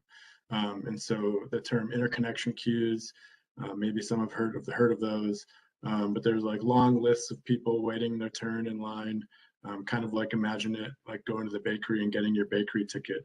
And then when it's your turn, you have the option of picking, something from the bakery, and you may not want it depending on how expensive that item might be. And so there's studies that kind of do some analysis of what the upgrades might be to interconnect certain sizes of generator projects, and all this kind of stuff works together. So that kind of gets to a little bit to Mike's question. I think if I'm tracking the right mic and the right question in the chat, but I think there were some questions about cost allocation maybe, which I can say a few more words about, but I kind of get in the deep end of the pool pretty quickly on this topic. And so if Sean or anyone from Bonneville or Pacific is on the line, maybe after we roll through this, these next maybe 4 or 5 slides, or maybe I'll just go through everything and we wait till the time slot for additional feedback if we want to talk about more specifics. But the purpose of this slide here is to kind of, it's helpful for that background. And I can say a little bit more about the background, but the real purpose here was to highlight that their transmission planning cycle, this regional transmission planning cycle, is just getting started for the 2022-2023 cycle. And so I have I think I have one slide that sums up an important piece of that relates to offshore wind. But before that, let me say a little bit more about regional planning. The purpose of this regional transmission planning is to facilitate compliance with FERC Order 1000 requirements. So the federal government does have some jurisdiction when it comes to transmission system planning, and cost allocation for that matter. I don't necessarily know if approving is the right word, but maybe. So regional transmission planning assesses the reliability, impacts, efficiency, and cost effectiveness of various combinations and interactions of the identified transmission projects, from those local transmission plans for each transmission provider. The Northern Grid entity, this planning region, each region has planning entities. Northern Grid is ours, and they promote collaboration across these individual transmission providers to coordinate on essentially a regional transmission plan that is reliable, efficient, cost-effective, and accounts for public policy goals. So they'll analyze various combinations and interactions of identified projects, and then they also provide a form for cost allocation and a method for cost allocation for these new transmission facilities. So that's kind of probably enough background just to whet people's appetite for more information, but it gets complicated pretty quickly. So circling back to this planning cycle, in addition to the transmission providers that are part of the Northern Grid entity, there's also state representation that's part of Northern Grid. And so state government reps from the states that are covered by the Northern Grid footprint are involved with kind of these planning processes. And one of the avenues and opportunities that states can get involved with is by putting forward transmission projects that they would like to see studied. So Oregon, Washington, Idaho, Montana, Wyoming, Utah, and Nevada each have state reps. For Oregon, we have state representation from the Oregon Public Utility Commission and also ourselves, Oregon Department of Energy. And so we submitted a transmission study request just the other day. There was a March 31st deadline, and I'll get to that specifics. So here's another map that's helpful. Everybody kind of likes maps. They're nice to look at, and they can kind of say a thousand words pretty quickly. You can kind of see here, I was talking about the different transmission planning entities. This gives a good snapshot of a lot of the big transmission players in the region. And so here's some details, pretty high level of our transmission study request, which was itself pretty high level. And so we submitted this just recently, and it's being considered by Northern Grid along with I think several other study requests. I haven't seen the other study requests, so I'm not too sure what those entail. But probably the bottom line is that it's still to be determined if our request for this study will be accepted and actually studied. But what we were thinking was kind of in relation to those comments about the Wenson and Fairview substations are, what are the substations going to be? I guess we don't really know. We don't really know if these areas are going to be leased or how these project economics pencil out. Who would be paying for the transmission? Likely the developer, but there's probably some nuance there. And the scenarios are another question. How much? And so just to try to understand, get a little bit more data, do some reliability analysis and further this body of work, we thought it'd be interesting to put forward some scenarios that kind of bookend the 2 to 3 gigawatts we've talked about from the other studies. And the 1.5 is kind of easy to understand. It's 6 plus 9, the 600 plus the 900 at Fairview and Wenson. We thought that would just be a starting point to check what the system can handle when you account for power flow dynamics and transmission service rights. And then we just kind of thought, well, let's put some other numbers down and see what happens with impacts to the system with larger scales. So that's kind of really high level what we submitted. Wish I had more information for you at this point, but it's kind of all TBD, but I thought it was good information for this audience. And then another in-process transmission analysis that can build this transmission body of work is some efforts by California that Oregon Department of Energy is partnering on. The Department of Defense, and they have an Office of Local Defense and Community Cooperation. One of my favorite acronyms that I like to say, OLDCC, but the OLDCC. And they've been involved with Department of Energy, and we're working with them kind of on a continuous basis to promote early coordination on energy projects of any size and scale, but kind of wind turbines and towers are a concern with their height and how they could impact radar and flight paths and things we've already heard about today. So, and what happened here was, OLDC is also concerned about energy projects in California just as much as they are here and up in Washington. Their reach is pretty far, and domestic security is a pretty important issue, and their training is critical. So they've worked with Odo on the ARESA project, Oregon Renewable Energy Siting Assessment, for example. And so getting down to California, they're interested in how offshore wind could impact stuff down in California. And since Northern California is so close to Southern Oregon, we jumped in and are part of this as well. And so, kind of summarized it here on the slide at a high level, but they're going to do some detailed technical analysis with some grant money from OLDCC on transmission infrastructure limitations and opportunities, maps of the existing infrastructure, current capacities, provide some technical data and assistance to further assess the potential impacts of offshore wind. That's probably, at a high level what's going on. They're still working through some really preliminary contracting activities down in California, relating to the consultants they could hire to do this work. So I don't really have too much more to share on this yet either, but engaging with public outreach with Oregon stakeholders is one of the big reasons we wanted to get involved as well. So stay tuned, I think is probably the big takeaway for that one. I said Jason, I just wanted to, I just wanted to pause. There was a couple hands up. I saw Sean's hand earlier, but Joshua's hand's up right now. So I wanted to go to Joshua to see what his question or comment was and invite Sean if you wanted to put your hand back up. If you wanted to make a comment or question, you can do that too.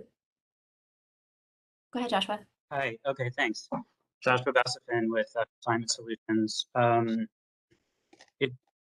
It seems like, kind of at a high level, sort of in the broad scope of things, there's a lot of questions, outstanding questions about transmission availability. I'm a policy guy, so kind of looking at this at a fairly high level.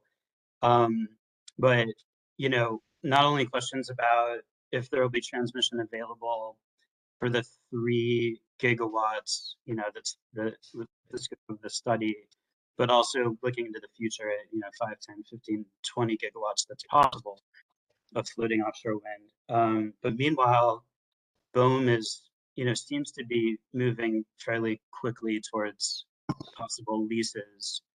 So I'm wondering if you are coordinating with BOEM, kind of thinking about the timing of these things, making sure that as their process moves forward and there's possible leases, that the transmission is in place. And then also wondering, there's a study that Odo did in December on regional transmission organization that specifically referenced floating offshore wind, and the cost benefits that could come from sharing that cost among different beneficiaries in different states. Have you looked at that RTO study in your scenario planning? I can start and then maybe pass it to some of my colleagues. Thanks for raising those questions, Joshua, and especially for sharing with the broader audience the regional transmission operator study. Just as a quick kind of response, as we understand from BOEM, their process will take many years, and part of the call area that they're putting out is to understand better what the market interest is from developers, and developers will have a bit more detail on sort of the pros and cons of certain locations as it relates to transmission access, but there is likely needed investment there, as you've heard from this presentation and probably others. And I'm, who covers the cost of those investments? Some are related specifically to a project, but also there's some bigger transmission operators in the region that have been thinking about this too. So good questions. As far as it relates to our coordination with BOEM, we have been coordinating with BOEM. They're familiar with this study and our work, but I think they're also really looking to the BOEM call area release as to get a better understanding of developer and market interest. And then Adam and Jason, well, do you want to add anything to that response? And Adam, do you want to say anything more specific about the RTO study? And I can put that in the chat for people too. Yeah, thanks, Ruchi, and thanks for the question. So I led that study on the regional transmission organization effort back in the fall. For those who might not be aware, and Ruchi, if you could put that in the chat, that'd be great. So I think the issue there, as I think about this, really has to do with, so if you look at this map that's displayed on the screen right now, the sort of pinkish color to our south, right in California, is the California Independent System Operator. They have a peak load of, I want to say it's in the 40,000 megawatt range. It covers 80% of the state of California. It allows them to do more regional planning and understand regional needs, across multiple utility service territories. So contrast that with the Northwest, which you can see here, we have dozens of balancing authorities, different utilities that are each planning resources, balancing their systems independently. So when it comes to thinking about large scale resources like offshore wind, there has been some suggestion that an RTO may potentially help facilitate thinking about that sort of resource planning over a longer time horizon. So wouldn't say it's a prerequisite, but I think could be a potentially helpful mechanism should one develop here in the years ahead.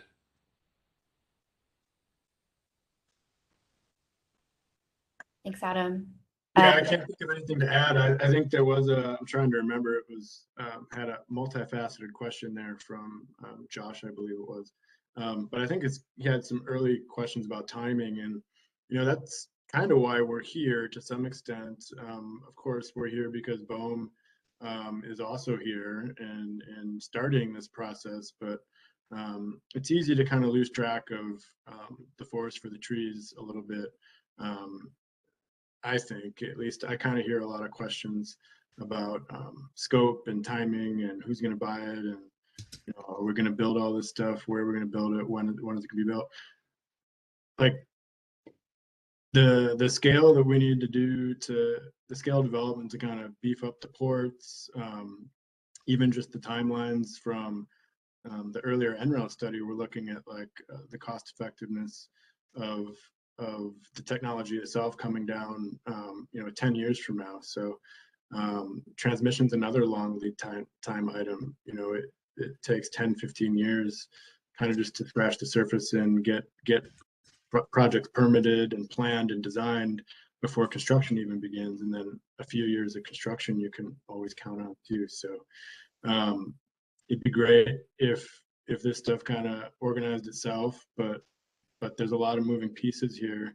And just starting the conversation now, about 10, 15 years ahead of when some of these resources might first get built is really the first step in kind of making sure that we're thinking about and we are coordinating all these activities across all these different planning entities and regions and interests and the local community and tribal engagement. And I mean, this is a big project, or a big series of projects really.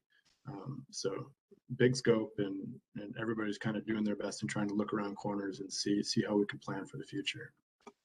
Awesome. Thanks, Jason. I'm going to move over to Sean for your question.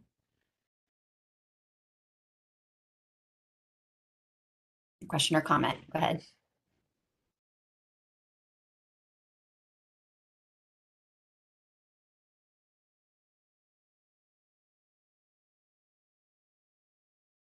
No, I just wanted to jump in and again, first thank everybody for the presentation. Jason, I think, has got provide a lot of good, helpful information with respect to what the Northern Grid processes look like and what transmission planning looks like. A couple of minor points of clarification. At Northern Grid, we received only 2 economic studies, and then there's still a process that has to go through with the membership and the state representatives with respect to deciding which of those 2 will ultimately end up being selected, et cetera. So that, like Jason described, that'll end up having to play itself out.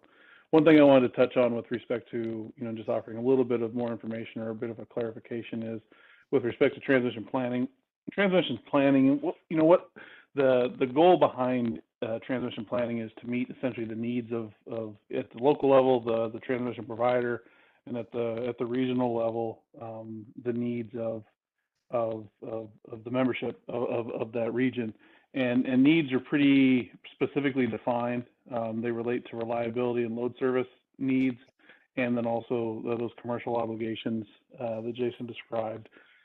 So read into that as transmission service requests, and so those are the needs that are trying to be met. Now, inclusive of those are your public policy requirements, like HB 2021, like CETA, et cetera. Those will drive those needs, right? To the extent that you have new transmission service requests, et cetera, you'll have to plan in order to be able to meet those needs. One thing I wanted to make sure that everybody understood is not currently part of the transmission planning process. The Order 1000 process, as described by FERC, is interconnections generally are not considered as part of the transmission planning process. Those come later. Integrating new resources into the system happen, or they get planned for as those transmission service requests get made, because that's what you're actually then trying to use to deliver those resources to load. Because an interconnection can take on a couple of different forms. It can take on just essentially what amounts to plugging it in versus actually delivering it to a specific load in a specific location. And because of that, that's one of the reasons that interconnections are not something that's typically viewed as part of the transmission planning process. And that's not to say that when you're trying to interconnect a resource like offshore wind, that analysis won't be done in order to facilitate it. It will. It's just part of a separate process. And so just a small point of clarification. And I really want to also emphasize the notion of transmission rights. That's what I was alluding to earlier when we were talking about California as potentially being an off-taker, and there still may be a bottleneck at the intertie, so the AC intertie, the DC intertie, et cetera, because in order to schedule energy to flow across those facilities, those paths, you have to have transmission rights that you can utilize in order to do so. And transmission rights, the amount of available transmission capacity, are the things that are born out of the reliability planning processes. And so that's why, I just, want to, and I probably sound like a broken record.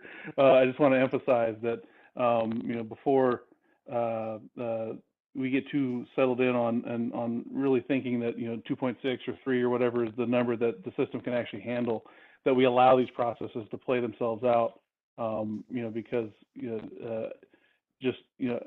I don't want what I would hate to see is everybody get overly excited and then have when this analysis with respect to reliability gets done, the reality be something smaller, and it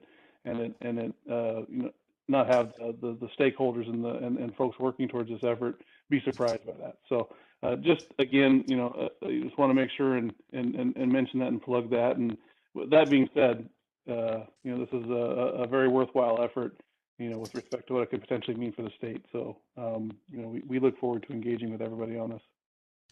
Mm-hmm. Thanks so much, Sean, for that additional information. From the earlier slide that Jason showed, we have a number of experts on the line from PGE, Bonneville Power, Pacificor that have experience actually owning transmission and doing this work. So thank you, Sean, and welcome those comments from our other colleagues as well as we go through the rest of the slides.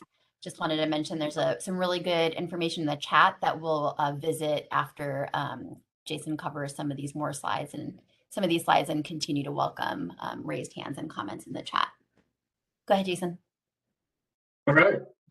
I just, want to keep us moving here so we can close it too and wrap up with our next steps and still get through the energy market topic. And we have one more guest speaker who has some more insight on, some work being done on floating offshore wind. So I'm going to push through these topics that kind of signify where we got feedback on this topic of transmission infrastructure, these subtopics. I'm not going to read them off, but there they are.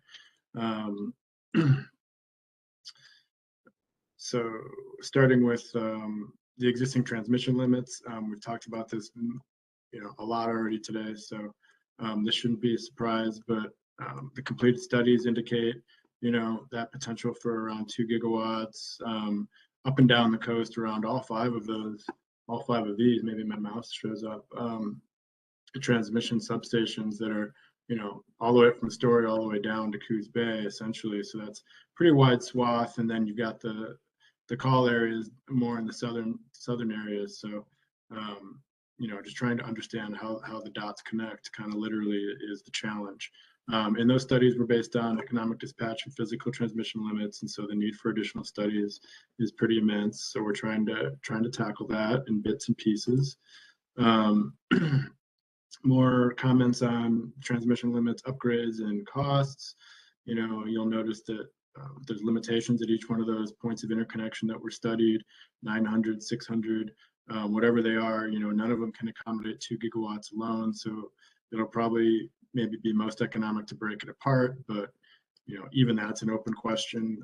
Maybe it's more cost effective at the end of the day at some time horizon in the future to upgrade one point of interconnection. But I'm not necessarily the best qualified power engineer. What we did here was that even as little as 500 megawatts could potentially result in upgrades costing millions of dollars. And then reliability studies of 2 gigawatts across multiple points of interconnection could require, obviously significantly more upgrades, and estimates for that were put in the comments. There were actually some hard numbers, but I think, it's just at this point, it's just billions of dollars, right? I mean, scale it up from millions to billions. So this is expensive. Infrastructure, transmission is probably by far and away the most expensive part of the power grid. So transmission expansion is costly in and of itself, but it also has long lead times that I mentioned. You know, again, billion-dollar items, 10 to 15 years before construction can even begin. Transmission can provide regional benefits to optimize location and scale of renewable developments, enhance transfer capacities, and bolster reliability. We heard many folks chime in on that theme. And then the opportunity for optimizing, you know, with how expensive this is, then that just really enhances the need to optimize those costs as best as possible and collaborate on regional efforts to reduce those costs and maximize the benefits. Some early work on the East Coast is looking at different scenarios for floating offshore wind. So they're further along and have lease areas, kind of site access already secured by developers. And so this is coming at them a little bit quicker than it is here. So we have a little more time to proactively plan. But they have been thinking about, you know, what's the difference between all these projects connecting on their own. You know, this is a super oversimplified graphic on the top. You could almost just imagine it just being a big ball of spaghetti and these lines crossing over each other and overlapping, and kind of, you know, the complications that a scenario like that could pose, and maybe the duplicative impacts, or certainly the least optimal impacts, not only for the energy sector, but also the environment and other ocean users. So a lot of efforts are trying to understand how to synergize, you know, efforts and collaborate and come up with more simplified plans with less lines that can kind of use common transmission lines to accomplish their interconnection needs. So that kind of sums up the feedback there. What do we have here? Configurations. So a little bit more on configurations. You know, yeah, we have to think about the economies of scale. It's kind of like chicken or egg, or, you know, there's trade-offs. Like the bigger you get, you know, maybe the more economical floating offshore wind becomes, but then maybe the transmission solutions become more expensive. And maybe there's even a tipping point where a lot of transmission upgrades could be great for the region in the very long term. You know, this idea about rebalancing transmission flows, you know, there could be trade-offs that upgrading coastal transmission could benefit different areas of the region. So there's a lot more work to be done on just optimizing and looking at economies of scale. Mesh networks, so that was kind of a concept from that last slide. That's kind of what they call these mesh networks out at sea, that can kind of interconnect and make common use of infrastructure out in the ocean, and then potentially reduce points of interconnection with the onshore system. Yeah, and a lot of people flagging that Northern California has call areas too, and Oregon should be coordinating with Northern California on transmission solutions. So I think some evidence of that is underway with the early days of the study that we're working with California Energy Commission on. Proactively planning for design of offshore transmission configurations. Again, I think this is something Josh made a comment on just on the last round of comments there about future proofing, or, you know, if early projects can potentially happen without regional coordination, to at least kind of think about ways to make those projects be able to interconnect with each other, provide synergistic benefits for the grid in the future. Definitely have heard about the big transmission players in the Northwest.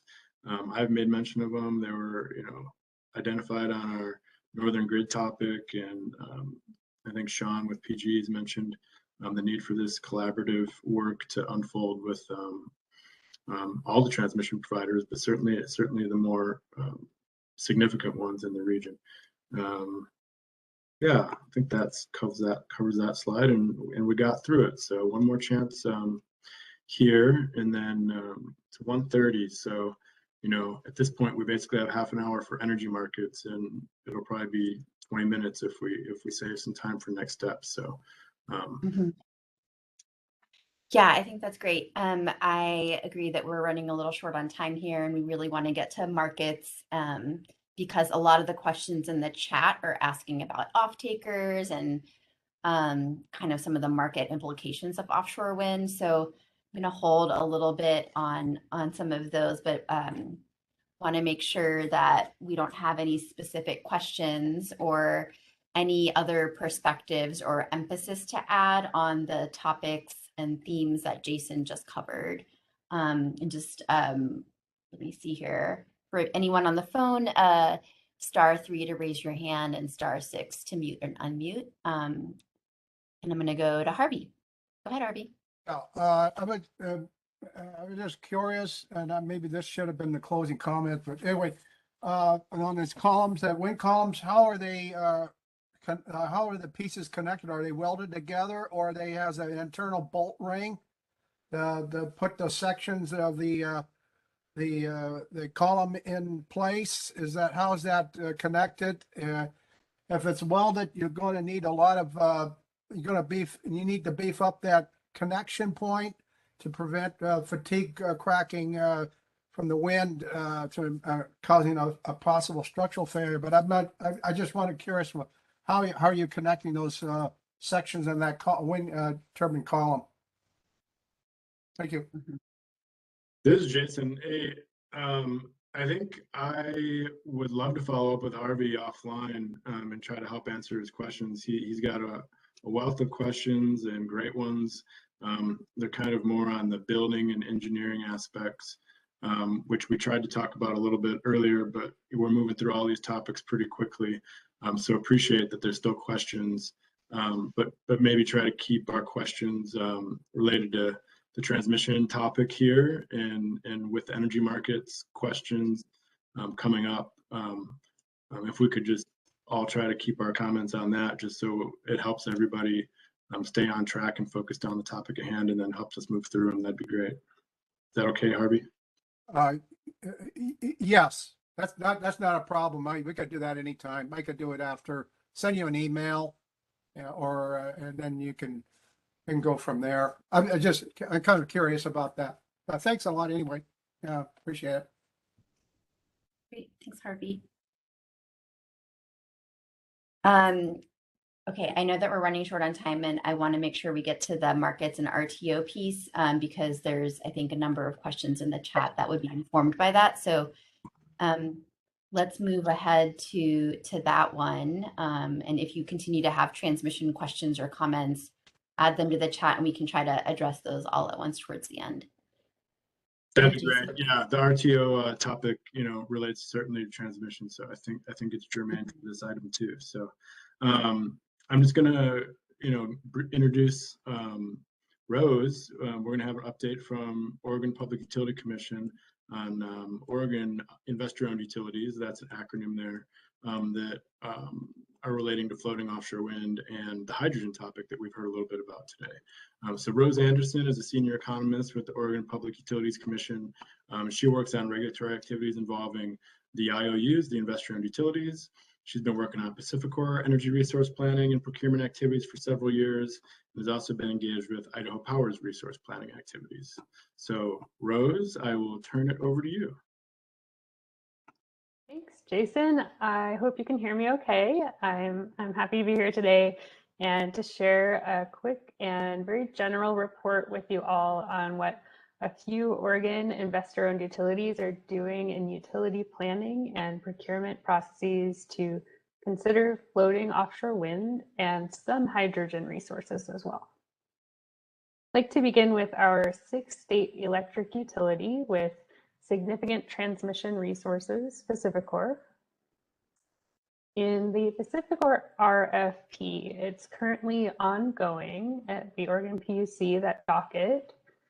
And it's a procurement process that may result in the addition of about 2,000 megawatts of wind, solar, and storage resources.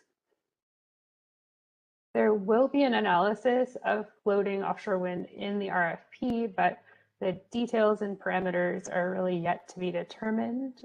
That's a conversation that staff and Pacificor will be having over the next few months, we hope. And we're hoping that the study can look at the economics of adding offshore wind to the company's resource portfolio after 2028 and how that might inform consideration of the RFP resource portfolio.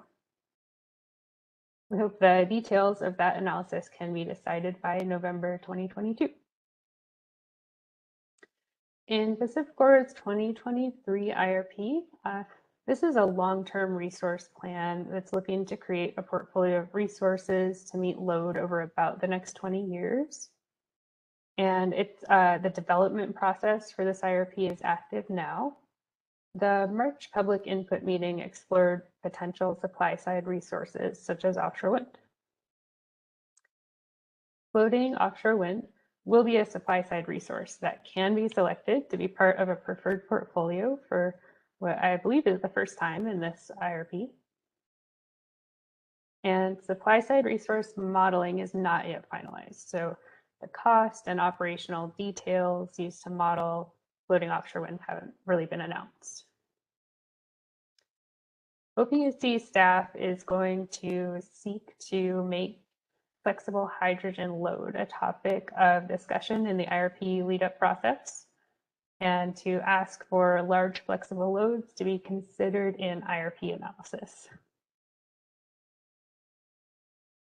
On the transmission side for Pacificor, really, as I think we've talked about here today, there's some more work needed to assess any transmission upgrades that might be needed to connect floating offshore wind. In the IRP, it is my understanding, and I'm not an IRP analyst at the company, but in order to accurately model the floating offshore wind, I believe there will need to be some estimate around any transmission upgrades that might be needed. And that's really because the IRP model tries to accurately portray the system and its costs. And that helps it calculate a least cost, least risk portfolio.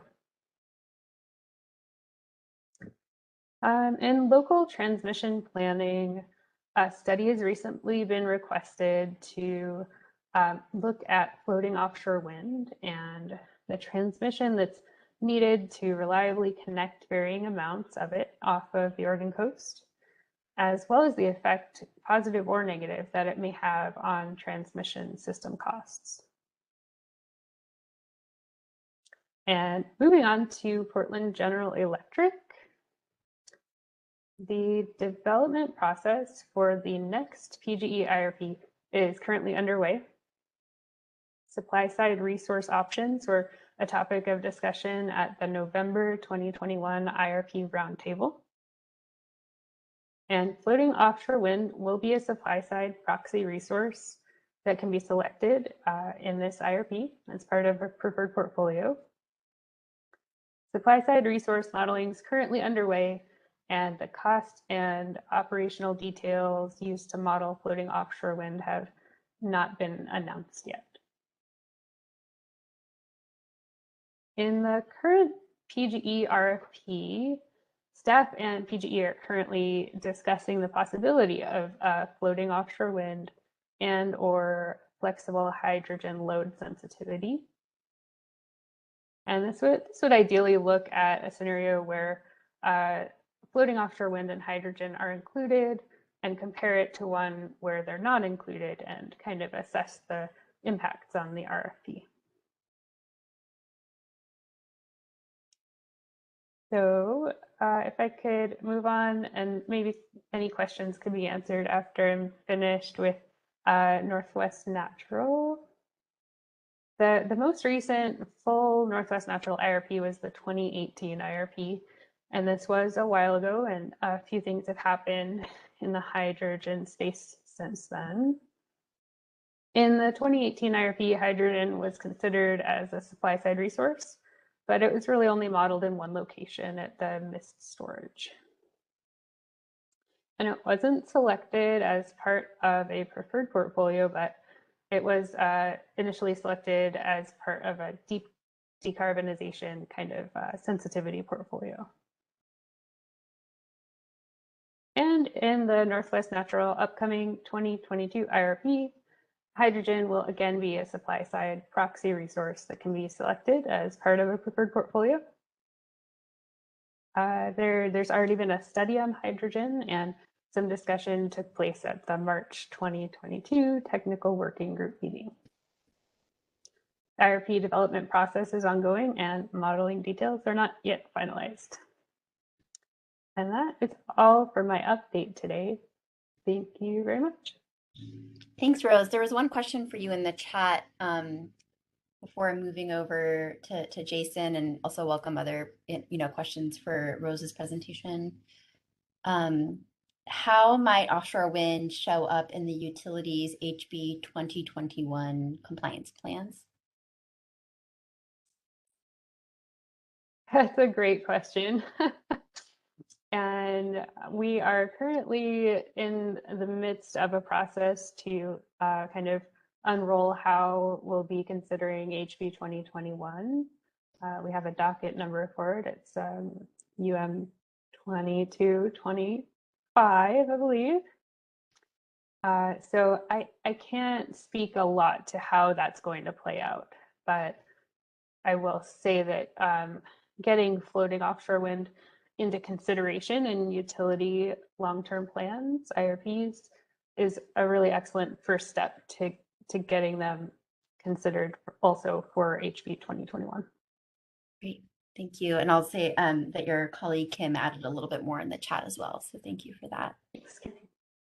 I'm not seeing anything else specific in the chat for you, Rose. Anyone on the phone or on the webinar that'd like to raise their hand? Otherwise, I know Jason has a few more slides related to this topic if you're able to stick around, Rose, for a few more minutes. Okay. Jason, why don't you go ahead to the rest of the slides on this topic, and then we can kind of take questions on all of them at the end. Hey, thanks so much, Rose. That was great to hear what the Oregon utilities are up to and thinking. So shifting back, did I skip a slide? Nope. I must.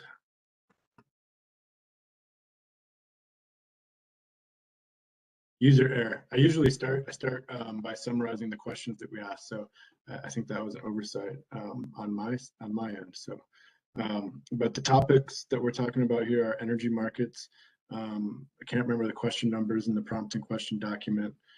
Maybe I did have a slide and it just got deleted in translation. We've been combining a lot of slides over the past couple of days to bring you all these great guest presenters today. So, but the general themes are, energy markets, who's going to buy, who's going to invest, who's going to offtake. Off-taker is kind of energy jargon for a purchaser or investor in an energy project. So it becomes pretty critical. Especially when you've got projects of this scale, which some of the commenters certainly remarked about. So gigawatt scales of floating offshore wind are likely too costly and risky for a single moderately sized utility to procure. So a lot of the comments kind of came down to sharing the output, identifying sharing output as a path forward.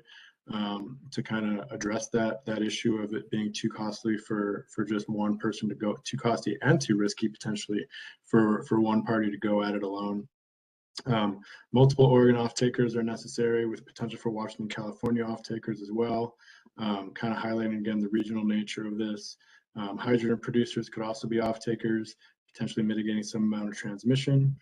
And then this is another topic that there's been some back and forth on. Whether it's a pro or a con or where the benefits will ultimately lie. So something to think about that several people raised was even with out-of-state off-takers, floating offshore wind would likely provide local Oregon benefits in the form of increased power quality and reliability. Travis with PNL talked about that a little earlier. Back in March, we talked about port development. We also talked about the possibility of economic development from jobs and tax revenue. Of course, we also talked about potential downside impacts to existing industries at ports and in those coastal communities as well. So I'm trying to understand the net impacts is something we need to learn more about as well. Pacific Northwest public power entities. So Rose gave a great overview of investor-owned utilities activities. There's another bucket of utilities in the Northwest, but across the country, and those are consumer-owned utilities, where the consumers own the actual power entity. And here in the Pacific Northwest, the vast amount of those utilities and the vast amount of their load are served with inexpensive hydropower from Bonneville Power Administration. And so they might not be near-term off-takers. That was raised as a potential, wrinkle or barrier to multiple off-takers. Multiple disparate utility resource planning processes in Oregon, several IOUs, many COUs, multitude of state regulatory processes across the Pacific Northwest regions, bilateral market structure, make cooperative offtake a challenge. I don't know if we've talked about this in great detail, but that's kind of something that sets the Pacific Northwest and the Intermountain region of the West apart from its neighboring regions is we don't have that centralized transmission provider, transmission organization essentially that does economic dispatch and allocates transmission according to that economic dispatch for a large regional footprint. The utilities and the transmission providers operate on a bilateral basis, buyers and sellers, and doesn't mean it doesn't work. It works differently. So first mover advantages was a question we asked about. First mover and near-term procurement could result in advantages. These are some that people identified: avoiding overinvestment in generation and transmission resources with suboptimal diversity values for the long run, targeting high-value points of interconnection with the radial transmission lines. That can be a benefit and a challenge. Certainly maybe helps the first mover, but could create challenges for subsequent projects. And then momentum for industry supply chain development and economic development would be potentially tied to people who go first and develop their port infrastructure first to act as these kind of hubs for assembly and deployment. Regional cooperation for floating offshore wind. We've talked about this on previous topics, and in this final topic that it kind of brings it home and really sums it up. So even just due to floating offshore wind's nature, its location in federal waters, some commenters identified how floating offshore wind just has this regional and interregional characteristic and nature to it, kind of inherently. So regional analysis can target optimal locations and scales for floating offshore wind and associated transmission expansion. Regional coordination is possible under the bilateral market structure. It's not that it doesn't work, it just works differently. It's just that utilities need to be more flexible in planning and procurement activities because there's not really an automatic process that kind of is regional by nature. It's kind of got to be regional by will. So the last one here was immediate regional coordination may not be necessary for initial floating offshore wind projects, but will be increasingly critical for subsequent projects. And let's see, I think this is our last slide. So RTO benefits for regional cooperation. So just building off that last slide in this thread, a common thread across comments of the benefits of regionalization for this particular resource. I think I mentioned that RTOs provide regional dispatch optimization. That means resources that are most economic for the region are dispatched whenever the region calls for that need, rather than it being kind of more granular. Utilities certainly do that, but they dispatch resources for their own systems and their own system optimization, not a region-wide optimization across a large footprint. So kind of in line with that, the RTOs conduct this collective region-wide resource planning as well as dispatch to plan for the future. and RTOs conduct region-wide cost allocation and can apportion value for these floating offshore wind and transmission projects across a larger footprint of local and regional utilities. And this was specifically called out as a benefit that would help enable investment partnerships and large scales floating offshore wind, so the generation projects themselves and also the corresponding transmission projects to deliver that power across the region. So I think we did it, folks. I appreciate everybody. So here's we can spend a few minutes with questions, and then I really don't have too much more that's absolutely necessary to get through. Just some wrap-up slides, and then another reminder about the May meeting. Yeah, that May meeting, that is a new meeting on March 11th or 12th, Jason? May 11th. May 11th, great. So we do only have 7 minutes left in our time together, and would love to make sure we're surfacing more questions and comments while we're together. So want to invite folks to raise their hands.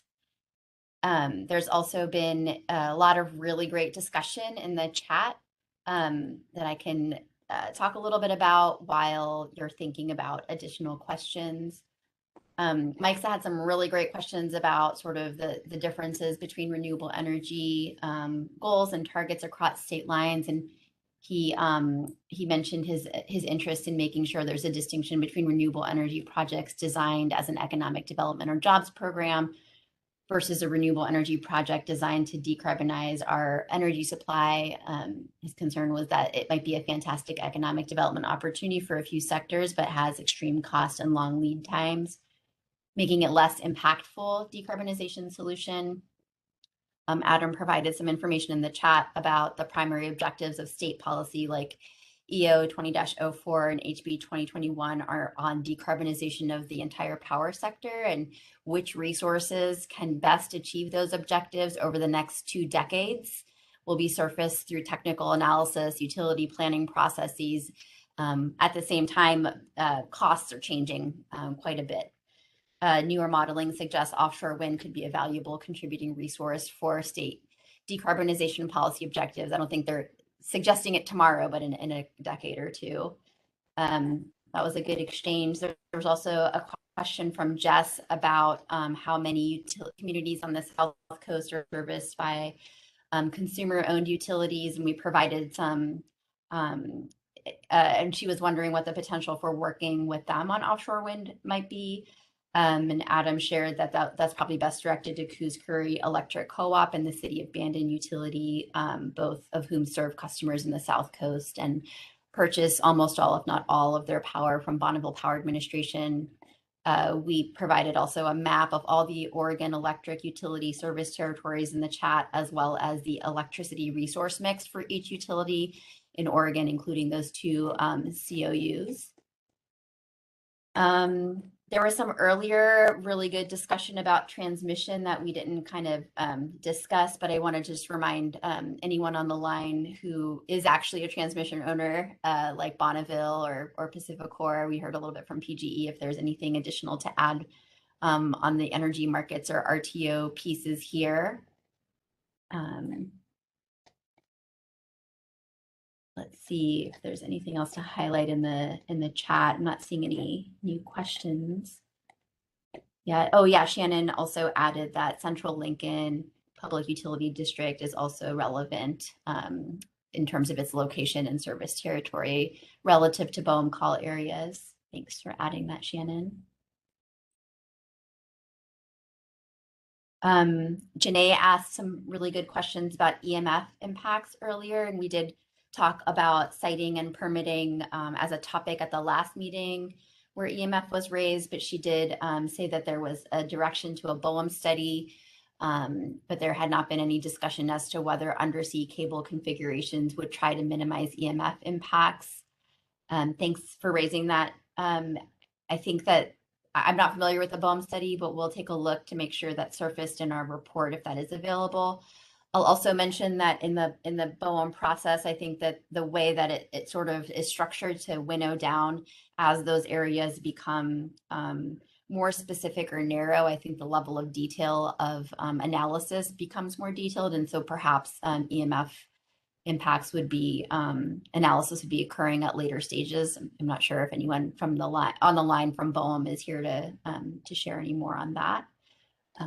It could be sort of more specific to specific projects. Let's see. There was a question earlier about transmission solutions should be scaled and whether that's suggesting transmission projects should be sized larger than their current need. Transmission analysis, as you've heard a little bit about today, involves some pretty detailed planning. So in terms of the question of should be scaled, I'm not exactly sure, except for that there are often proposals for transmission solutions that don't end up occurring. So, you know, it sort of depends on current need, but it also depends on the forecasted need for electricity and the resources to meet that need and where those are located. That might change what the size of it might be. Let's see. Some really good discussion about whether the demand for electricity increasing with electrification of the transportation sector or other end uses. And Adam provided a little bit of information about that in the chat in terms of utilities and grid planners taking into account forecasts for future demand growth. And we luckily had our colleagues from the Oregon Public Utility Commission on the line here talking a little bit more about the current plans and analysis that are happening for investor-owned utilities. Okay, I think I tried to kind of scroll through the chat here. Hopefully that's helpful. A few new ones. Another comment about it would be helpful to dig deeper on job creation, wage and benefits per sector, construction, utility, manufacturing, career pathways, and strategies to address potential impacts in other sectors like wages and benefits in the seafood industry. Thanks for that comment. Okay, I think we have 1 minute left. Sorry, Jason, I tried to go through that all, but if you want to flip to the next step slide so people can kind of see those upcoming pieces.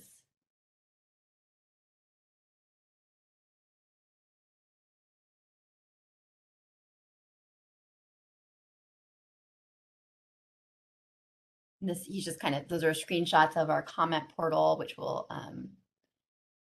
is also linked from our website. And so just this last, we'll be meeting again on March 11th in person, as well as you'll be able to tune in online March 11th at 5:30. And we're also continuing to welcome written comments through our comment portal. We appreciate those comments by April 22nd so that they can be used to inform the preliminary findings that will be shared at the May 11th meeting. Thanks everyone for joining, and thanks Jason for going through so much content in such a helpful way. Thanks to all of our presenters and all the attendees. It's really helpful, and appreciate everybody turning out for, you know, quite a big time commitment. So it's appreciated.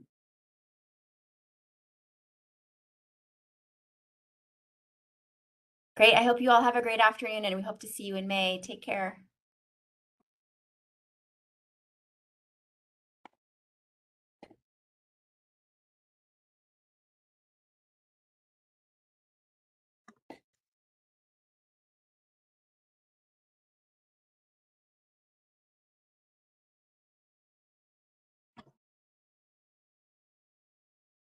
I can't even find the button to leave this meeting.